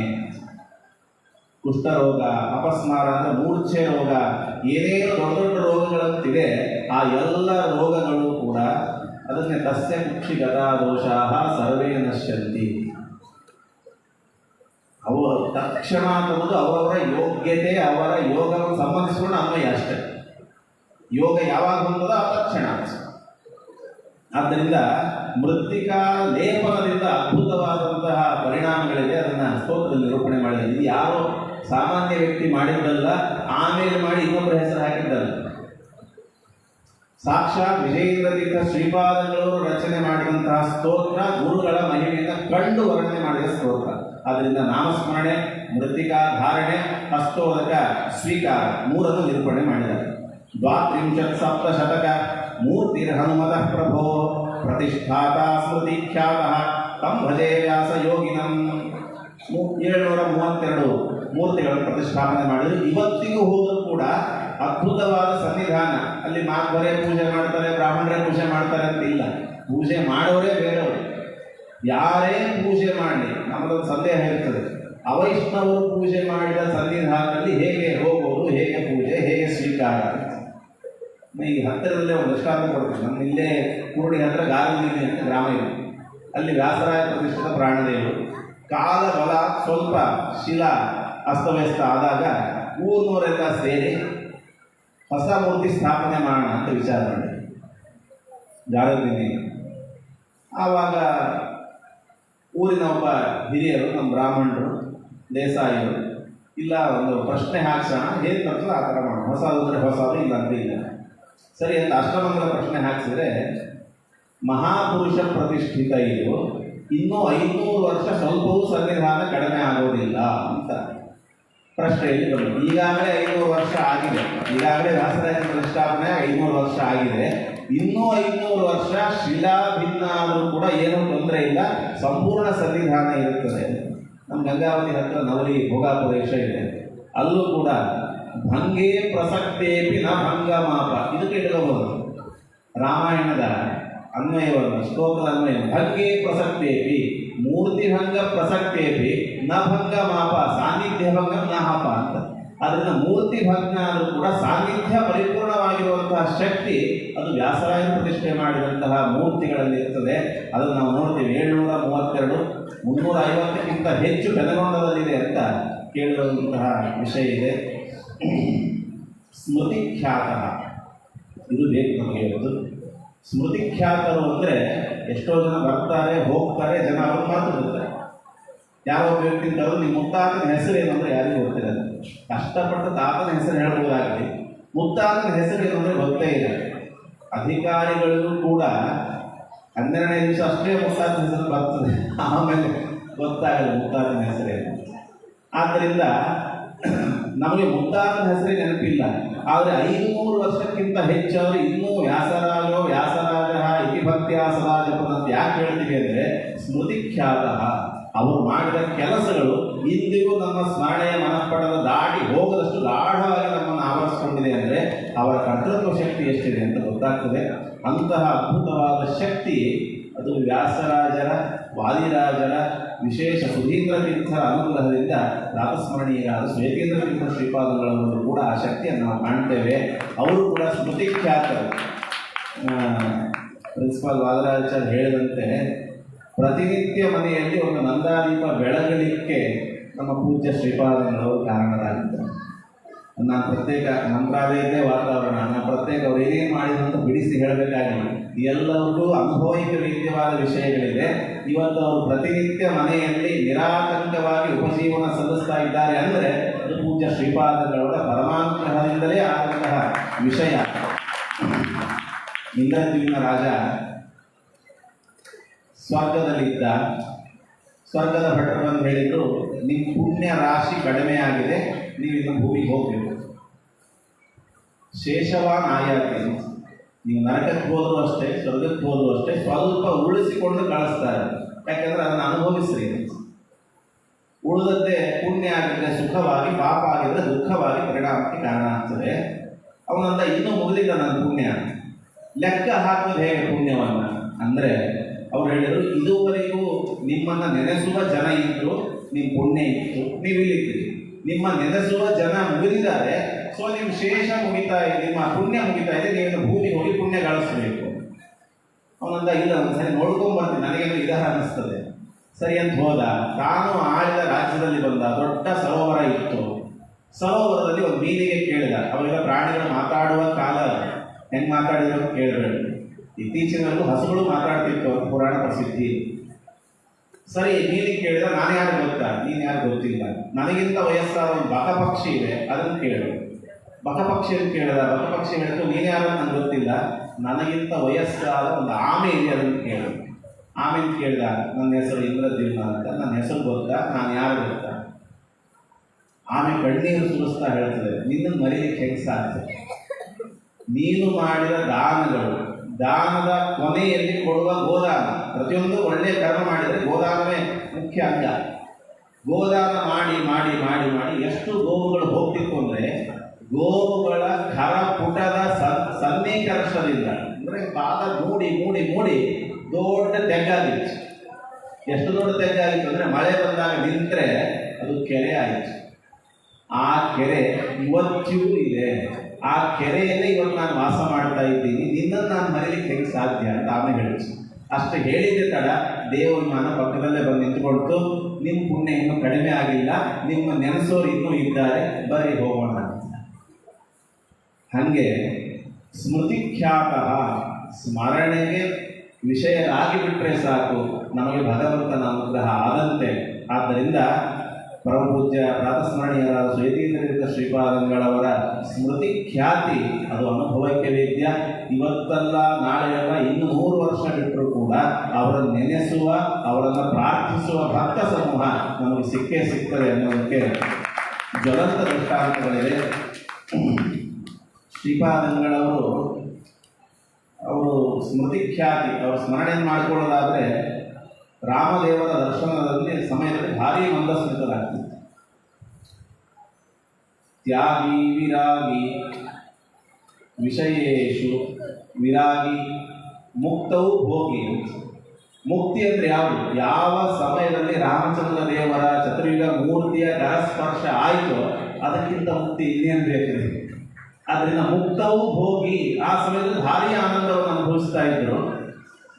ನಾವು ಅನ್ಕೋತಿದ್ವಿ ಸ್ವಾಮಿಗಳ ಹತ್ರ ಹೋಗಲಿಕ್ಕೆ ಗಾಬರಿ ಆಗ್ತಿತ್ತು, ಭಾರಿ ರಿಸರ್ವ್ಡ್ ಸ್ವಾಮಿಗಳು. ನಾನು ವೇಣು ನಮ್ಮ ಸುಧಾಮಂಗಳ ಸಮಯಕ್ಕೆ ಸ್ವಾಮಿಗಳಿಗೆ ಆಹ್ವಾನ ಪತ್ರಿಕೆ ಕೊಡಲಿಕ್ಕೆ ಬಂದ್ವಿ. ಮಾದರಾಚಾರ್ಯ ಕರ್ಕೊಂಡು ಹೋದ್ರು. ಸ್ವಾಮಿಗಳು ರೂಮಲ್ಲಿ ಇದ್ದರು. ತುಂಬ ನಿಬಿಡವಾದ ಜನಸಂದಣಿ ಇತ್ತು.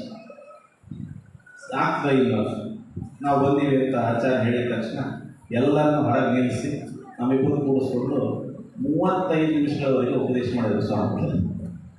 ಭಾರೀ ಜನಸಂದಣಿ. ಸುಧಾಮಂಗಳ ಅಂತ ಹೋದರೆ ಅರ್ಧ ಗಂಟೆಕ್ಕಿಂತ ಹೆಚ್ಚು ಹೊತ್ತು ಉಪದೇಶ ಮಾಡಿದ್ದೇನು ಅಂದರೆ, ವಿಶೇಷವಾಗಿ ಶಾಸ್ತ್ರಾಧ್ಯಯನ ಮಾಡಿರಿ, ಸುಧಾಮಂಗಳ ಅಂದರೆ ಪುಸ್ತಕ ಮುಚ್ಚಿಟ್ಬೇಡ್ರಿ, ವ್ಯಾಸತ್ರಯಗಳನ್ನು ಅಧ್ಯಯನ ಮಾಡಿರಿ, ಸುಧೆಯನ್ನೇ ಸರಿಯಾಗಿ ಅಧ್ಯಯನ ಮಾಡಿರಿ ಅಂತ. ಅಂದರೆ ಸ್ವಾಮಿಗಳಿಗೆ ಶಾಸ್ತ್ರಾಧ್ಯಯನದ ವಿಷಯದಲ್ಲಿ ಸ್ವಾಧ್ಯಾಯ ಪ್ರವಚನಾಭ್ಯಾಮ್ ನ ಪ್ರಮಾದಿತವ್ಯಂ ಅಂತ ವೇದೋಕ್ತ ವಾಣಿಯಲ್ಲಿ ಎಷ್ಟು ಅಚಲವಾದ ವಿಶ್ವಾಸ ಇತ್ತು ಅಂದರೆ, ರಿಸರ್ವ್ ಅಂದ್ಕೊಂಡ ಸ್ವಾಮಿಗಳು ಅರ್ಧ ಗಂಟೆ ನಮಗೆ ಮಾತಾಡಿಸಿದ್ರು, ನಮ್ಮ ಕುಶಲ ಪರಂಪರೆಯನ್ನು ವಿಚಾರ ಮಾಡಿದರು. ಅದನ್ನು ನೋಡಿದರೆ ಅವರ ಸರಳತೆ ನಮಗೆ ಅರ್ಥ ಆಗ್ತದೆ. ಅಂತಹ ಶ್ರೀಪಾದಂಗಳವರು ನೆನೆಸ್ತಾ, ವ್ಯಾಸರಾಯರು ಮಾಡಿದ ಇನ್ನೊಂದು ದೊಡ್ಡ ಕೆಲಸ, ಅವರಲ್ಲಿ ವಾಯುದೇವರ ವಿಶೇಷ ಸನ್ನಿಧಾನ ಇದೆ ಅದಕ್ಕೆ ಅದು ದೃಷ್ಟಾಂತ. ಶ್ರೀಮಾನಂದತ್ರ ತತ್ರೈತ್ಯ ಕ್ಷೇತ್ರೇಷು ಚ ಮಹಾಮತಿ ವ್ಯವಸ್ಥಾಪ್ಯಾತ್ರ ಮರ್ಯಾದ ಲಬ್ಧವಾಂತಮಿಹಾಶ್ರಯೇ.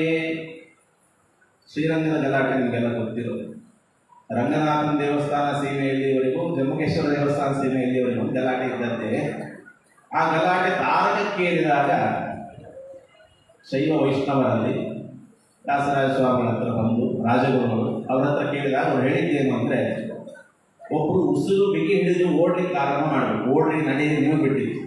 ಉಸಿರು ಬಿಡೋವರೆಗೂ ಎಲ್ಲಿವರೆಗೂ ಹೋಗ್ತೀರೋ ಅಲ್ಲಿವರೆಗೂ ರಂಗನಾಥನ ಸನ್ನಿಧಾನಕ್ಕೆ ಒಳಪಟ್ಟದ್ದು. ಉಸಿರು ಬಿಟ್ಟ ಮೇಲೆ ಏನು ಪ್ರದೇಶ ಇದೆ ಅಲ್ಲಿಂದ ಮುಂದೆ ಇಟ್ಕೊಂಡು ರುದ್ರದೇವರ ಸನ್ನಿಧಾನಕ್ಕೆ ಒಳಪಟ್ಟ ಜಾಗ. ಯಾರು ಮುಂದೆ ಬರಲಿಲ್ಲ, ಯಾಕೆಂದರೆ ಎಷ್ಟೊತ್ತು ಉಸಿರು ಬಿಗಿಡಲಿಕ್ಕೆ ಸಾಧ್ಯ? ನಮಗೆ ಪ್ರಾಣಾಯಾಮ ಮಾಡೇ ಗೊತ್ತಿಲ್ಲ. ಪ್ರಾಣಾಯಾಮ ಮಾಡ್ರಿ ಅಂತ ಅನ್ನೋ ಪುರೋಹಿತರೆ ನೆಕ್ಸ್ಟ್ ಹೇಳ್ಬಿಡ್ತಾರೆ, ಮೂಗು ಮುಟ್ರಿ ಅಂತ. ಅಲ್ಲಿ ಮುಗಿತು ಪ್ರಾಣಾಯಾಮ. ಮೂಗು ಮುಚ್ಚಿರಿ ಅಂತ ಕೂಡ ಹೇಳಲ್ಲ, ಮೂಗು ಮುಟ್ರಿ ಅಂತ. ಮುಟ್ಟಿದ್ರೇ ಮುಗಿತು ಪ್ರಾಣಾಯಾಮ. ಅಲ್ಲಿ ಪ್ರಾಣ ನಿರೋಧ ಮಾಡಿ ಅಭ್ಯಾಸ ಇರೋಂಗಿಲ್ಲ. ಅಂಥದ್ದು ಒಂದು ಸೀಮೆಯನ್ನು ನಿರ್ಧಾರಣೆ ಮಾಡಬೇಕಾದ್ರೆ ಎಷ್ಟು ದೂರ ಹೋಗ್ಬೇಕು ಅನ್ನೋ ಆಸೆ ಇರ್ತದೆ. ಯಾವ ಅರ್ಚಕರು ಮುಂಬರಲ್ಲ, ಯಾಕೆಂದ್ರೆ ಅಷ್ಟು ದೂರ ಹೋಗ್ಲಿಕ್ಕೆ ಸಾಧ್ಯ ಇಲ್ಲ, ಬಯಸಿದಷ್ಟು ದೂರ. ಸ್ವಾಮಿಗಳು ಹೇಳಿದರು, ನಾನೇ ಓಡ್ತೀನಿ ಉಸಿರು ಬಿಟ್ಟಿದ್ದು. ಎಂಥ ಕರುಣೆ! ಅವರಂದು ಎಷ್ಟು ಸೀಮೆಯನ್ನು ನನಗೆ ಗೊತ್ತಿದೆ, ಅಲ್ಲಿವರೆಗೆ ಹೋಗಿ ಉಸಿರು ಬಿಡ್ತೀನಿ. ಗಲಾಟೆ ಎಲ್ಲಿದೆ ಅಲ್ಲಿವರೆಗೂ ಗೊತ್ತು ನನಗೆ, ನಿಜವಾದ ಸೀಮೆ ಎಲ್ಲಿದೆ ಅಲ್ಲಿವರೆಗೆ ಹೋಗಿ ಉಸಿರು ಬಿಡ್ತೀನಿ ಅಂತ ಶ್ವಾಸ ನಿರೋಧ ಮಾಡಿ ಸ್ವಾಮಿಗಳೇ ಪ್ರಯಾಣ ಮಾಡಿ ಎಲ್ಲಿವರೆಗೂ ಸರಿಯಾದ ಸೀಮೆ ಇತ್ತು ಅಲ್ಲಿ ಹೋಗಿ ಉಸಿರು ಬಿಟ್ಟು ಅಂದರೆ ಶ್ವಾಸ ನಿರೋಧ ಅದು ಶ್ವಾಸಾಭಿಮಾನಿಗಳಾದ ವಾಯುದೇವರ ಸನ್ನಿಧಾನ ಇರೋರಿಗೆ ಮಾತ್ರ ಸಾಧ್ಯ, ಕಂಡವರಿಗೆ ಸಾಧ್ಯ ಇಲ್ಲ. ಆದ್ದರಿಂದ ಅದರಿಂದ ಗೊತ್ತಾಗ್ತದೆ ವಾಯುದೇವರ ವಿಶೇಷ ಆವೇಶ ಅವರಲ್ಲಿದೆ ಅಂತ. ಆ ರೀತಿ ಗಲಾಟೆಯನ್ನು ಪರಿಹಾರ ಮಾಡಿದರು. ಅಂದರೆ ಸಾಮರಸ್ಯವನ್ನು ತರುವುದರಲ್ಲಿ ವ್ಯಾಸರಾಜರು ಅದ್ಭುತವಾದ ಪಟುತ್ವ ಇತ್ತು. ಲೋಕದಲ್ಲಿ ಸಾಮಾಜಿಕ ಸಾಮರಸ್ಯವನ್ನು ಉಂಟು ಮಾಡಿದರು. ಮಧ್ವದೇಶಿಕ ಸಿದ್ಧಾಂತ ಪ್ರವರ್ತಕ ಶಿರೋಮಣಿ ಸೋಯಂ ಶ್ರೀ ವ್ಯಾಸ ಯೋಗೀಂದ್ರೋ ಭೂಯಾದೀಕ್ಷಿತ ಸಿದ್ಧಯೇ ಭೂತ ಪ್ರೇತ ಪಿಶಾಚಾದ್ಯ ಯಸ್ಯ ಸ್ಮರಣ ಮಾತ್ರತಃ ಫಲಾಯಂತೆ ಶ್ರೀ ನೃಸಿಂಹಸ್ಥಾಂತ ಮಹಾಶ್ರಯೇ. ಹಿಂದೆ ನಾಮಮಾತ್ರತಃ ಅಂತ ಹೇಳಿದ್ರು. ನಾಮಮಾತ್ರತಃ ಪಾಪಾನಿ ಫಲಾಯಂತೆ. ಇಲ್ಲಿ ಸ್ಮರಣ ಮಾತ್ರತಃ ಭೂತ ಪ್ರೇತ ಪಿಶಾಚಾದ್ಯ ಫಲಾಯಂತೆ. ಆದ್ದರಿಂದ ವ್ಯಾಸರಾಯರ ಸ್ಮರಣೆ ಮಾಡಿದರೆ, ವ್ಯಾಸರಾಯರ ಅವತಾರಾದ ರಾಯರ ಸ್ಮರಣೆ ಮಾಡಿದರೆ ಭೂತ ಪ್ರೇತ ಪಿಶಾಚಾದಿ ಪೀಡಾತಸ್ಯ ನ ಜಾಯತೆ.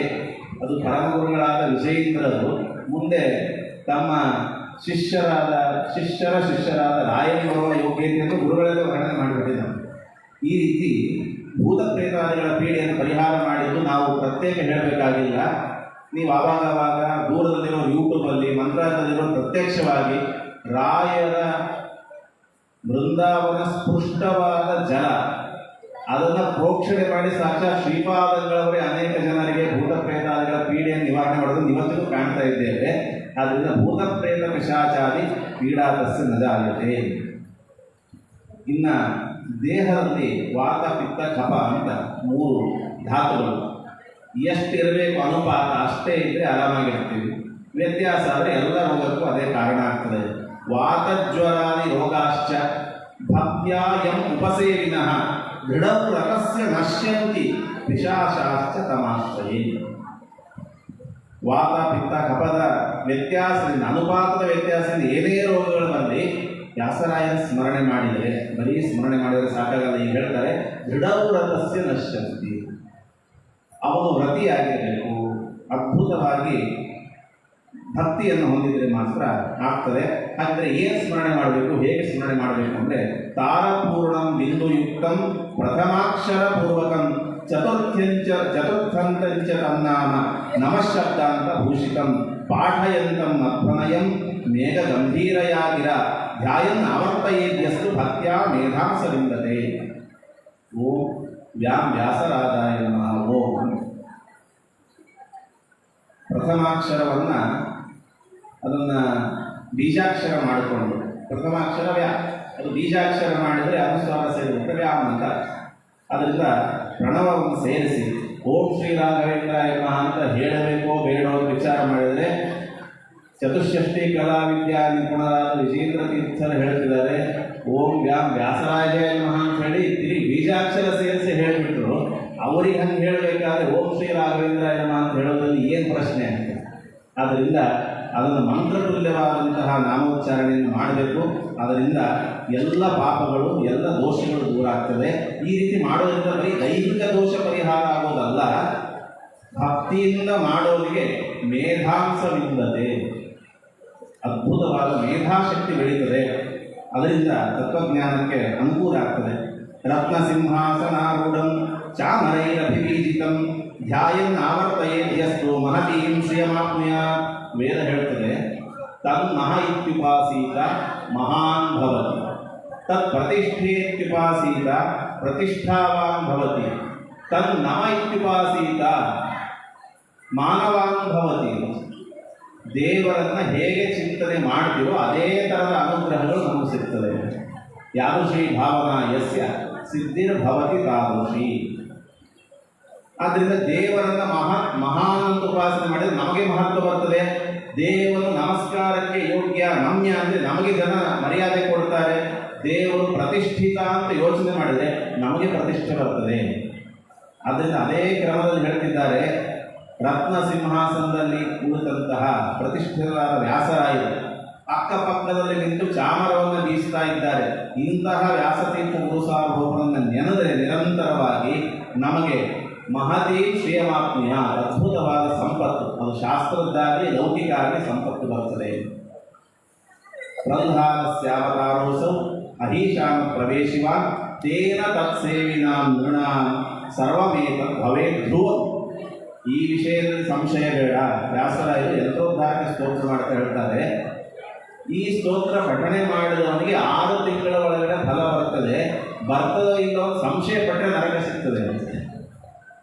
ಅಲ್ಲವರು ಹೇಳಿದ್ರು ಸಂಶಯ ಪಡಬೇಡಿ ಅಂತ. ಅವರ ಸ್ತೋತ್ರ ಮಾಡ್ತಾ ಅವರ ವಿದ್ಯಾಶಿಷ್ಯಂದರಾದ ವಿಜೇಂದ್ರ ತೀರ್ಥ ಶ್ರೀಪಾದನವರು ಹೇಳ್ತಾರೆ, ಗುರುಗಳ ಈ ಸ್ತೋತ್ರ ಪಠಣೆಯಿಂದ, ಗುರುಗಳ ಮಹಾತ್ಮ ಚಿಂತನೆಯಿಂದ ಸರ್ವಂ ಭವೇತ್, ಇಲ್ಲಿ ಹೇಳಿದ ಎಲ್ಲವೂ ಆಗ್ತದೆ. ಭೂತಾದಿಗಳ ಪೀಡೆ ನಿವೃತ್ತಿ ಆಗ್ತದೆ, ಮಹತ್ವ ಬರ್ತದೆ, ಪ್ರತಿಷ್ಠೆ ಸಿಗ್ತದೆ, ಎಲ್ಲ ಆಗ್ತದೆ. ಈ ವಿಷಯಕ್ಕೆ ಸಂಶಯ ಬೇಡ, ಧ್ರುವಂ ಭವೇ ಅಂತ ನಿಸ್ಸಂಶಯವಾಗಿ ಹೇಳಿದ್ದಾರೆ. ನಮೋ ವ್ಯಾಸ ಮುನೀಂದ್ರಾಯ ಭಕ್ತಾವಿಷ್ಟ ಪ್ರದಾಯಿನೇ ನಮತಾಂ ಕಲ್ಪತರವೇ ಭಜತಾಂ ಕಾಮಧೇನವೇ. ಆದ್ದರಿಂದ ಭಕ್ತರ ಇಷ್ಟಗಳನ್ನು ಪೂರ್ಣೆ ಮಾಡುವುದರಲ್ಲಿ ಕಾಮಧೇನತ್ವ ಕಲ್ಪವೃಕ್ಷತ್ವ ಈಗ ಬಂದಿದ್ದಲ್ಲ ರಾಯರಿಗೆ. ವ್ಯಾಸರಾಯರಾದಾಗ ಇತ್ತು, ಬರೀ ವ್ಯಾಸರಾಯರಾಗಿದ್ದಲ್ಲ, ಪ್ರಹ್ಲಾದರಾಜರಾದಾಗ ಇತ್ತು ಆ ವ್ಯಕ್ತಿತ್ವ. ಅದು ಇನ್ನೂ ಬರೆದಿದೆ ಅಂತ ಹೇಳ್ತಾ, ವ್ಯಾಸರಾಜ ಗುರೋ ಮಹ್ಯಂ ತ್ವತ್ಪಾದ ಅಂಬುಜ ಸೇವನ ದುರಿತಾನಿ ವಿನಶ್ಯಂತು ಎಚ್ಚ ಶೀಘ್ರಂ ಮನೋರಥ. 2 ಅನಿಷ್ಟ ನಿವೃತ್ತಿ ಆಗಬೇಕು, ಇಷ್ಟ ಪ್ರಾಪ್ತಿ ಆಗಬೇಕು. ನಿಮ್ಮ ಸ್ತೋತ್ರ ಮಾಡ್ತಾ ಇದ್ದೇನೆ, ಬೇಗನೆ ನನ್ನ ಪಾಪಗಳೆಲ್ಲ ದೂರ ಆಗಲ್ಲ. ನಮಗೆ ಕಷ್ಟಗಳು ಅಂದರೆ ಕಷ್ಟಕ್ಕೆ ಕಾರಣವಾದ ಪಾಪಗಳೇ, ಅದು ಅರ್ಥ ಆಗಲ್ಲ. ಆ ಕಷ್ಟ ಹೋಗಲಿ, ಈ ಕಷ್ಟ ಹೋಗಲಿ ಅಂತ ಬರೀ ಸೆಲೆಕ್ಟಿವ್ ಮೆಮರಿ ಇಟ್ಕೊಂಡ್ಬಿಟ್ಟು ಇದು ಹೋಗಲಿ ಅಂದರೆ ಅದಷ್ಟೇ ಹೋಗ್ತದೆ, ಬೀಜವೇ ಹೋಗಲ್ಲ. ಮೂಲೆಘಾತ ಮಾಡಿದರೆ ಸಾಕು. ಅದರಿಂದ ಪಾಪಗಳನ್ನು ಕಳೀರಿ, ನನಗೆ ಪುಣ್ಯವನ್ನು ಕೊಡ್ರಿ, ಅದರಿಂದ ನನ್ನ ಮನಸ್ಸಿನ ಬಯಕೆಗಳೆಲ್ಲ ಪೂರೈಸ್ತದೆ ಅಂತ ಹೇಳ್ತಾ, ಯೋ ವ್ಯಾಸತ್ರಯ ಸಂಜ್ಞಕಾನ್ ಹಿಡಕರಾನ್ ಮಧ್ವಾರ್ಯ ಶಾಸ್ತ್ರಾರ್ಥಕಾನ್ ರಕ್ಷತ್ವತ್ರ ಶಿಲಾಕೃತೀನ್ ಬಹುತರಾನ್ ಕೃತ್ವಾ ಪರೈರ್ದುಸ್ತರಾನ್ ಪ್ರಾಯಚ್ಛನ್ ನಿಜಪಾದಪದ್ಮ ಸರಸಿ ಜಾಸಕ್ತ ನೃಣಾಂ ಮುದಾ ಸೋಯಂ ವ್ಯಾಸ ಮುನೀಶ್ವರೋ ಭವತು ಮೇ ತಾಪತ್ರಯ ಕ್ಷಾಂತಯೇ. ತಾಪತ್ರಯಗಳ ಪರಿಹಾರ ಆಗಬೇಕಾದ್ರೆ ವ್ಯಾಸತ್ರಯಗಳ ಚಿಂತನೆ ಆಗಬೇಕು. ಆಧ್ಯಾತ್ಮಿಕ, ಆದಿಭೌತಿಕ, ಆದಿದೈವಿಕ ತಾಪ. ಒಂದು ಅಮೃತ, ಇನ್ನೊಂದು ತಾಂಡವ, ಇನ್ನೊಂದು ಚಂದ್ರಿಕೆ. ಚಂದ್ರಿಕೆಯ ಬೆಳದಿಂಗಳಲ್ಲಿ ಅಮೃತಪಾನ ಮಾಡಿದವನು ಅದ್ಭುತ ಖುಷಿಯಿಂದ ತಾಂಡವ ಮಾಡಬೇಕು. ಆದ್ದರಿಂದ ತಾತ್ಪರ್ಯ ಚಂದ್ರಿಕೆಯ ಚಿಂತನೆ ಆಗಬೇಕು. ಅದರಿಂದ ಒಳಗಿನ ತಾಪಗಳೆಲ್ಲ ದೂರ ಆಗ್ತದೆ. ಅಮೃತಮಯವಾದ ನ್ಯಾಯಾಮೃತದ ಚಿಂತನೆ ಆಗಬೇಕು. ಪ್ರಕೃತಿಯ ಸಂಸರ್ಗ ಕಳೀತದೆ. ಅದಾದ ಮೇಲೆ ತಾಂಡವ ಅಂದರೆ ಸ್ವರೂಪದಲ್ಲಿ ಆನಂದ ಆವಿರ್ಭಾವ ಆಗ್ತದೆ. ಅದನ್ನು ನಿರೂಪಣೆ ಮಾಡ್ತಾ, ರಕ್ಷವಜ್ಜ ಶಿಲಾಕೃತಿ ಬಹುತರ, ಎಂದೆಂದಿಗೂ ಭೇದಿಸಿದ ಅದ್ಭುತವಾದ ಕವಚ ಮಾಡಿದ್ದಾರೆ. ಒಬ್ಬರು ಅದ್ವೈತಿ ಪಂಡಿತರು ಹೇಳ್ತಿದ್ರು, ಮಧ್ವಸಿದ್ಧ ಅವ್ರ ಭಾವ ಮಧ್ವಸಿದ್ಧಾಂತ ಅಂದರೆ ಏನು ರಸ ಇಲ್ಲಿರೋ ಮಾವಿನ ಹಣ್ಣು, ಅದರ ರಸ ಇಲ್ಲ ಅಂದರೆ ತೋರಿಸ್ಬೇಕು ಅಂತಂದರೆ ಏನು ಮಾಡೋದು? ವ್ಯಾಸರಾಜರು ಅದಕ್ಕೆ ದೊಡ್ಡ 3 ಕವಚ ಹಾಕಿಟ್ಟಿದ್ರೆ ಕವಚವನ್ನೇ ಭೇದಿಸ್ಲಿಕ್ಕೆ ಆಗ್ತಾಯಿದ್ರೆ ಇನ್ನು ನೀರಸತ್ವ ಪ್ರದರ್ಶನ ಮಾಡೋದು ಹೇಗೆ? ಆದ್ದರಿಂದ ಅಂದರೆ ಅವರ ಭಾವನೆಯಲ್ಲಿ ಸಿದ್ಧಾಂತವನ್ನು ದೂಷಣೆ ಮಾಡಿದರೂ ಕೂಡ ಸಿದ್ಧಾಂತ ರಕ್ಷಕರಾದ ವ್ಯಾಸರಾಯರ ಗ್ರಂಥಗಳ ಬಗ್ಗೆ, ಅವರ ಮಹಿಮೆ ಬಗ್ಗೆ ಇರುವ ಎಚ್ಚರ ಗೊತ್ತಾಗ್ತದೆ. ನಮಗೆ ಇರಂಗಿಲ್ಲ ಆ ಎಚ್ಚರ. ಅದು ಹೆಂಗೆ ಅಂದರೆ, ಪರಮಾತ್ಮ ನರಸಿಂಹನಾಗಿ ಅವತಾರ ಮಾಡುತ್ತಾನೆ, ಶಿಷ್ಯನಿಗೆ ತೊಂದರೆ ಕೊಟ್ಟರೆ ಅನ್ನೋ ವಿಶ್ವಾಸ ಹಿರಣ್ಯಕಶಿಪುವಿತ್ತು. ಪರಮಾತ್ಮನ ಭಕ್ತರಿಗೆ ಅಷ್ಟು ವಿಶ್ವಾಸ ಇರಲಿಲ್ಲ, ಆದರೆ ಹಿರಣ್ಯಕಶಿಪುವಿತ್ತು. ಹಾಗೆ ಇಲ್ಲಿ ವ್ಯಾಸರಾಯರ ಗ್ರಂಥಗಳ ಮಹಿಮೆಯನ್ನು ಭಾರಿ ಗಟ್ಟಿಯಾಗಿ ತಿಳ್ಕೊಂಡಿದ್ದನ್ನು ನೋಡ್ತಾ ಇದೆ. ಯಾರು ವ್ಯಾಸರಾಯರ ಗ್ರಂಥಗಳ ಅಧ್ಯಯನ ಮಾಡ್ತಾರೋ ಅವರಿಗೆ ತಾಪತ್ರಯಗಳು ದೂರ ಆಗ್ತದೆ ಅಂತ ಹೇಳ್ತಾ, ಮಧ್ವಭಕ್ತೋ ವ್ಯಾಸ ಶಿಷ್ಯ ಪೂರ್ಣಪ್ರಜ್ಞ ಮತಾನುಗಃ ವ್ಯಾಸರಾಜ ಮುನಿಶ್ರೇಷ್ಠ ಪಾತುಲ ಕೃಪಯಾ ಗುರು. ಅದರಿಂದ ಆಚಾರ್ಯರ ಸಿದ್ಧಾಂತದ ಪ್ರವರ್ತಕರಾದ, ಆಚಾರ್ಯರ ಶಿಷ್ಯರಾದ, ವೇದವ್ಯಾಸರ ಅನುಯಾಯಿಗಳಾದ ವ್ಯಾಸರಾಜರನ್ನು ನಮಸ್ಕಾರ ಮಾಡ್ತೇನೆ. ಮುನಿಶ್ರೇಷ್ಠ, ಏಸು ಮುನಿಗಳಿದ್ದು ಮಾಡಿದರೇನು ವ್ಯಾಸಮುನಿ ಅಂತ ಪುರಂದರದಾಸರು ಹೇಳಿದಂತೆ ಮುನಿಶ್ರೇಷ್ಠರಾದಂತಹ ವ್ಯಾಸರಾಜ ನಮ್ಮನ್ನು ಕಾಪಾಡಲಿ. ವ್ಯಾಸರಾಜೋ ವ್ಯಾಸರಾಜ ಇತಿ ಭಕ್ತ್ಯಾ ಸದಾ ಜಪಂ ಮುಚ್ಯತೆ ಸರ್ವ ಪಾಪೇಭ್ಯಃ ತದಂತರ್ಯಾಮಿನೋ ಪದ ಸ್ತುವನ್ನನೇನ ಮಂತ್ರೇಣ ವ್ಯಾಸರಾಜಾಯ ಧೀಮತೆ ಅಭಿಷೇಕಾರ್ಚನಾವೀನ್ಯಃ ಕುರುತೆ ಸಹಿ ಮುಕ್ತಿಭಾ. ಯಾವ ಈ ಮಂತ್ರ ಹೇಳ್ತಾ ವ್ಯಾಸರಾಯರಿಗೆ ಅರ್ಚನೆ ಮಾಡ್ತಾನೋ, ಅಭಿಷೇಕ ಮಾಡ್ತಾನೋ, ಅವರ ಚಿಂತನೆ ಮಾಡ್ತಾನೋ ಎಲ್ಲ ಪಾಪಗಳಿಂದ ಮುಕ್ತನಾಗ್ತಾನೆ. ಗುರುಭಕ್ತ್ಯ ಭವೇತ್ ವಿಷ್ಣು ವಿಷ್ಣು ಭಕ್ತಿ ಅವ್ಯಭಿಚಾರಿಣಿ ತಯಾ ಸರ್ವಂ ಲಭೇತ್ ಧೀಮಾನ್ ತಸ್ಮಾದೇವ ಸದಾ ಪಠೇತ್. ನೇರವಾಗಿ ದೇವರನ್ನೇ ನೆನೆಸಿದ್ರೆ ಸಾಕಲ್ಲ, ದಾಸರಾಜ್ಞೆ ನೆನೆಸಬೇಕು ಅಂದರೆ ಮುಕುಂದ ಭಕ್ತಿ ದುರ್ಭಕ್ತಿ ಜಾಯೈ. ದೇವರಲ್ಲಿ ನೇರವಾಗಿ ಭಕ್ತಿ ಮಾಡಿದರೆ ಭಕ್ತಿ ಆಚೀಚೆ ಹೋಗ್ಬೋದು, ವ್ಯಭಿಚಾರಿ ಆಗ್ಬೋದು. ಒಂದಿಷ್ಟು ದಿವಸ ರಾಮನ ಸ್ತೋತ್ರ ಮಾಡೋದು, ಆಗದೇ ಇದ್ದರೆ ಯಾವುದೋ ಬಾಬಾ ಸ್ತೋತ್ರ ಮಾಡಲಿಕ್ಕೆ ಆರಂಭ ಮಾಡೋದು. ಅನೈಕಾಂತಿಕವಾದ ಏಕಾಂತಿಕವಾದ ಭಕ್ತಿ ಮೂಡಬೇಕು ಅಂತಾದರೆ ಗುರುಗಳಲ್ಲಿ ಈ ಭಕ್ತಿ ಮಾಡಬೇಕು. ಅದರಿಂದ ಅವ್ಯಭಿಚಾರಿಣಿ ವಿಷ್ಣು ಭಕ್ತಿ ಭವತಿ ಅಂತ ನಿರೂಪಣೆ ಮಾಡಿದ್ದಾರೆ. ಆ ರೀತಿ ವ್ಯಾಸರಾಯರ ಸ್ತೋತ್ರವನ್ನು ವಿಜೇಂದ್ರ ಸ್ವಾಮಿಗಳು ಮಾಡ್ತಾ ಇವತ್ತು ಶ್ರೀತೀರ್ಥ ಶ್ರೀಪಾದಂಗಳವರ ಪೂರ್ವಾರಾಧನಾ ಸಂದರ್ಭ. ಯತಿ ಅಂದರೆ ಅನೇಕ ಅರ್ಥಗಳಿವೆ. ಯತಿ ಅನ್ನೋ ಶಬ್ದಕ್ಕೆ ಇಂದ್ರಿಯ ಗ್ರಾಮಗಳನ್ನು ಜಯಿಸಿದವರು ಅಂತ. ನಿರ್ಜಿತ ಇಂದ್ರಿಯ ಗ್ರಾಮ ಯತಿ, ಅದನ್ನು ನಾವು ಕಾಣುತ್ತಿದ್ದೇವೆ. ಸಮಸ್ತ ಇಂದ್ರಿಯಗಳ ಮೇಲೆ ವಿಶೇಷವಾದಂತಹ ಒಂದು ಜಯ ನಿಗ್ರಹ ಅನ್ನೋದನ್ನು ಕಾಣ್ತಿದ್ವಿ. ಅಂತಹ ಸ್ವಾಮಿಗಳು ಬರೀ ಯತಿಗಳಲ್ಲ, ಯತೀಂದ್ರರು. ಇನ್ನೊಂದು ಕಾವ್ಯದಲ್ಲಿ ನೋಡಿದರೆ ವಿಶ್ರಾಂತಿ ಸ್ಥಾನ ಅಂತ, ಎಲ್ಲಿ ನಿಲ್ಲಿಸಬೇಕು ಅಂತ ಗೊತ್ತಾಗುತ್ತೆ. ಆದ್ದರಿಂದ ಅವರಿಗೆ ಎಲ್ಲಿ ಯಾವುದನ್ನು ನಿಲ್ಲಿಸಬೇಕು ಅಂತ ಸ್ಪಷ್ಟ ಪರಿಕಲ್ಪನೆ ಇದೆ. ನಾನು ಕೇಳಿದಂಗೆ ಹಿರಿಯರಿಂದ ಸುಜೇಂದ್ರ ಶ್ರೀಪಾದಂಗಳವರು ಇದ್ದಾಗಲೇ ಆಶ್ರಮದ ಒಂದು ಅವಕಾಶ ಇತ್ತು. ಅವರು ಅಂದ್ಕೊಂಡ್ರು ಈಗ ಬೇಡ, ಈಗ ಇದನ್ನು ನಿಲ್ಲಿಸೋದಲ್ಲ, ಸಂಸಾರವನ್ನು ಈಗ ನಿಲ್ಲಿಸೋದಲ್ಲ, ಸಂಸಾರವನ್ನು ಒಂದು ಹಂತಕ್ಕೆ ತಂದು ನಿಲ್ಲಬೇಕು ಅಂತ ವಿಚಾರ ಮಾಡಿ ಮರುದಿವಸ ಸ್ವಾಮಿಗಳು ಕಾಣಲೇ ಇಲ್ಲ ಅನ್ಸುತ್ತೆ ಪೂರ್ವಾಶ್ರಮದಲ್ಲಿ. ಮರುದಿವಸ ಊರಿಗೆ ಹೋಗಾಗಿತ್ತು, ಎಷ್ಟೋ ವರ್ಷ ಮಂತ್ರಾಲಯಕ್ಕೆ ಬರಲಿಲ್ಲ. ಆಮೇಲೆ ಬಂದು ದಿವಾನರಾಗಿ ಸುಶ್ಮೇಧ ಶ್ರೀಪಾದಂಗಳ ಕಾಲದಲ್ಲಿ ಕೊನೆಗೆ ರಾಯರೇ ಸುಶ್ಮೇಧ ಶ್ರೀಪಾದಂಗಳವರಲ್ಲಿ ನಿಂತು ಅವರಿಗೆ ಸಿದ್ಧವಾದ ಸನ್ಯಾಸವನ್ನು ಅವರಿಗೆ ತಾಯಿ ಪ್ರದಾನ ಮಾಡುವ ಮೂಲಕ ತಂದುಕೊಟ್ಟಿದ್ದಾರೆ. ಆವಾಗ ಅವರು ಮಾಡಿದ ಕೆಲಸಗಳನ್ನೆಲ್ಲ ನೋಡಿದೆ. ಆದ್ದರಿಂದ ವಿರತಿ ಎಲ್ಲಿ ನಿಲ್ಲಿಸಬೇಕು ಅನ್ನೋದನ್ನು ಸರಿಯಾಗಿ ತಿಳ್ಕೊಂಡ ಯತೀಂದ್ರರಾದ್ದರಿಂದ ಅವರು ಸುಯತೀಂದ್ರ ತೀರ್ಥರು ಅನ್ನೋದನ್ನು ಅನ್ವರ್ಥ ಅಂತ ಚಿಂತನೆ ಮಾಡ್ತಾ ನಂತರದ ಮಂತ್ರಾಲಯದ ನವನಿರ್ಮಾಣ 2009 ಅಕ್ಟೋಬರ್ ಪ್ರಾಯ 6-7-8 ದಿನಾಂಕ. ಆ ಸಮಯದಲ್ಲಿ ಪ್ರವಾಹದಿಂದ ಇಡೀ ಮಂತ್ರಾಲಯ ಮುಳುಗಿ ಹೋದಾಗ ಎಲ್ಲರಿಗಿಂತ ಪರಿಕಲ್ಪನೆ ಅಂದರೆ ಇನ್ನು ಮುಗಿದ ಮಂತ್ರಾಲಯ, ಮೋಸ್ಟ್ಲಿ ಮಂತ್ರಾಲಯ ಅಂದರೆ ಈಗಿರೋ ಪರಿಧಿ ಬಿಟ್ಟು ನೆಕ್ಸ್ಟ್ ಮಂತ್ರಾಲಯ ಶುರುವಾಗಬೇಕು ಅಂತ. ಆದರೆ ಇದ್ದ ಜಾಗದಲ್ಲೇ ಒಂದಿಂಚು ಆಚೀಚೆ ವ್ಯತ್ಯಾಸ ಆಗದಂತೆ ರಾಯರ ಅನುಗ್ರಹದಿಂದ, ಅಷ್ಟೇ ಅಲ್ಲ 9ನೇ ತಾರೀಕಿಗೆ ಆಗಿನ ಎಲ್ಲ ಕೆಲಸಗಾರರಿಗೆ ಸಂಪೂರ್ಣ ಸಂಬಳ ಕೊಟ್ಟಿದ್ದಾರೆ. 8ನೇ ತಾರೀಕು ಪ್ರವಾಹ ಬಂದರೆ 9ನೇ ತಾರೀಕು ಬೆಳಗ್ಗೆ ಎಲ್ಲರಿಗೂ ಸಂಪೂರ್ಣ ಸಂಬಳ ಕೊಟ್ಟು ಅವರಿಗೆ ಜೀವನಕ್ಕೆ ಅನಾನುಕೂಲ ಆಗದಂತೆ ರಾಯರ ಆಶೀರ್ವಾದವನ್ನು ಮುಗಿಸಿದ್ದಾರೆ. ಅದು ಅದ್ಭುತವಾದ ಕರ್ತೃತ್ವ ಶಕ್ತಿ. ಆ ಶಕ್ತಿಯನ್ನು ನೆನೆದರೆ ನಮಗೆ ಒಂದು ಚೈತನ್ಯ ಸ್ಫುರಣ ಆಗ್ತದೆ. ಅಂತಹ ಶ್ರೀಪಾದಂಗಳವರು ವಿಶೇಷ ಅನುಗ್ರಹ ಮಾಡಿ ನಮ್ಮ ಅಧ್ಯಯನ ಪೂರ್ಣ ಆಗೋದಕ್ಕಿಂತ ಮುಂಚೆ, ಮಂಗಳ ಆಗಿರಲಿಲ್ಲ, ಪಾಠ ಆಗಿತ್ತು, ಅದಕ್ಕಿಂತ ಮುಂಚೆನೇ ನೀವು ವಿಶೇಷ ಅಧ್ಯಯನ ಮಾಡಿ ನೀವು ವಿದ್ಯಾಪೀಠದಲ್ಲಿ ಪಾಠ ಮಾಡುವ ಅಧ್ಯಾಪಕರಿಗೆ ಕೊಡೋ ಸಂಬಳ ಪೂರ್ತಿ ಕೊಡ್ತೀವಿ ಅಂತ ಆಶೀರ್ವಾದ ಮಾಡಿ ನಮಗೆ ಮತ್ತೆ ಪುನಃ ಅಧ್ಯಯನದಲ್ಲಿ ರತಿ ಬರುವಂತ ಮಾಡಿದಂತಹ ಶ್ರೀಪಾದಂಗಳನ್ನು ವಿಶೇಷವಾಗಿ ನೆನೆಸ್ತಾ ಅವರ ಅನುಗ್ರಹವನ್ನು ನಿರಂತರ ಆಕಾಂಕ್ಷೆ ಮಾಡ್ತಾ ನನ್ನ 2 ಮಾತುಗಳನ್ನು ಮುಕ್ತಾಯ ಮಾಡ್ತಾ ಇದ್ದೀನಿ.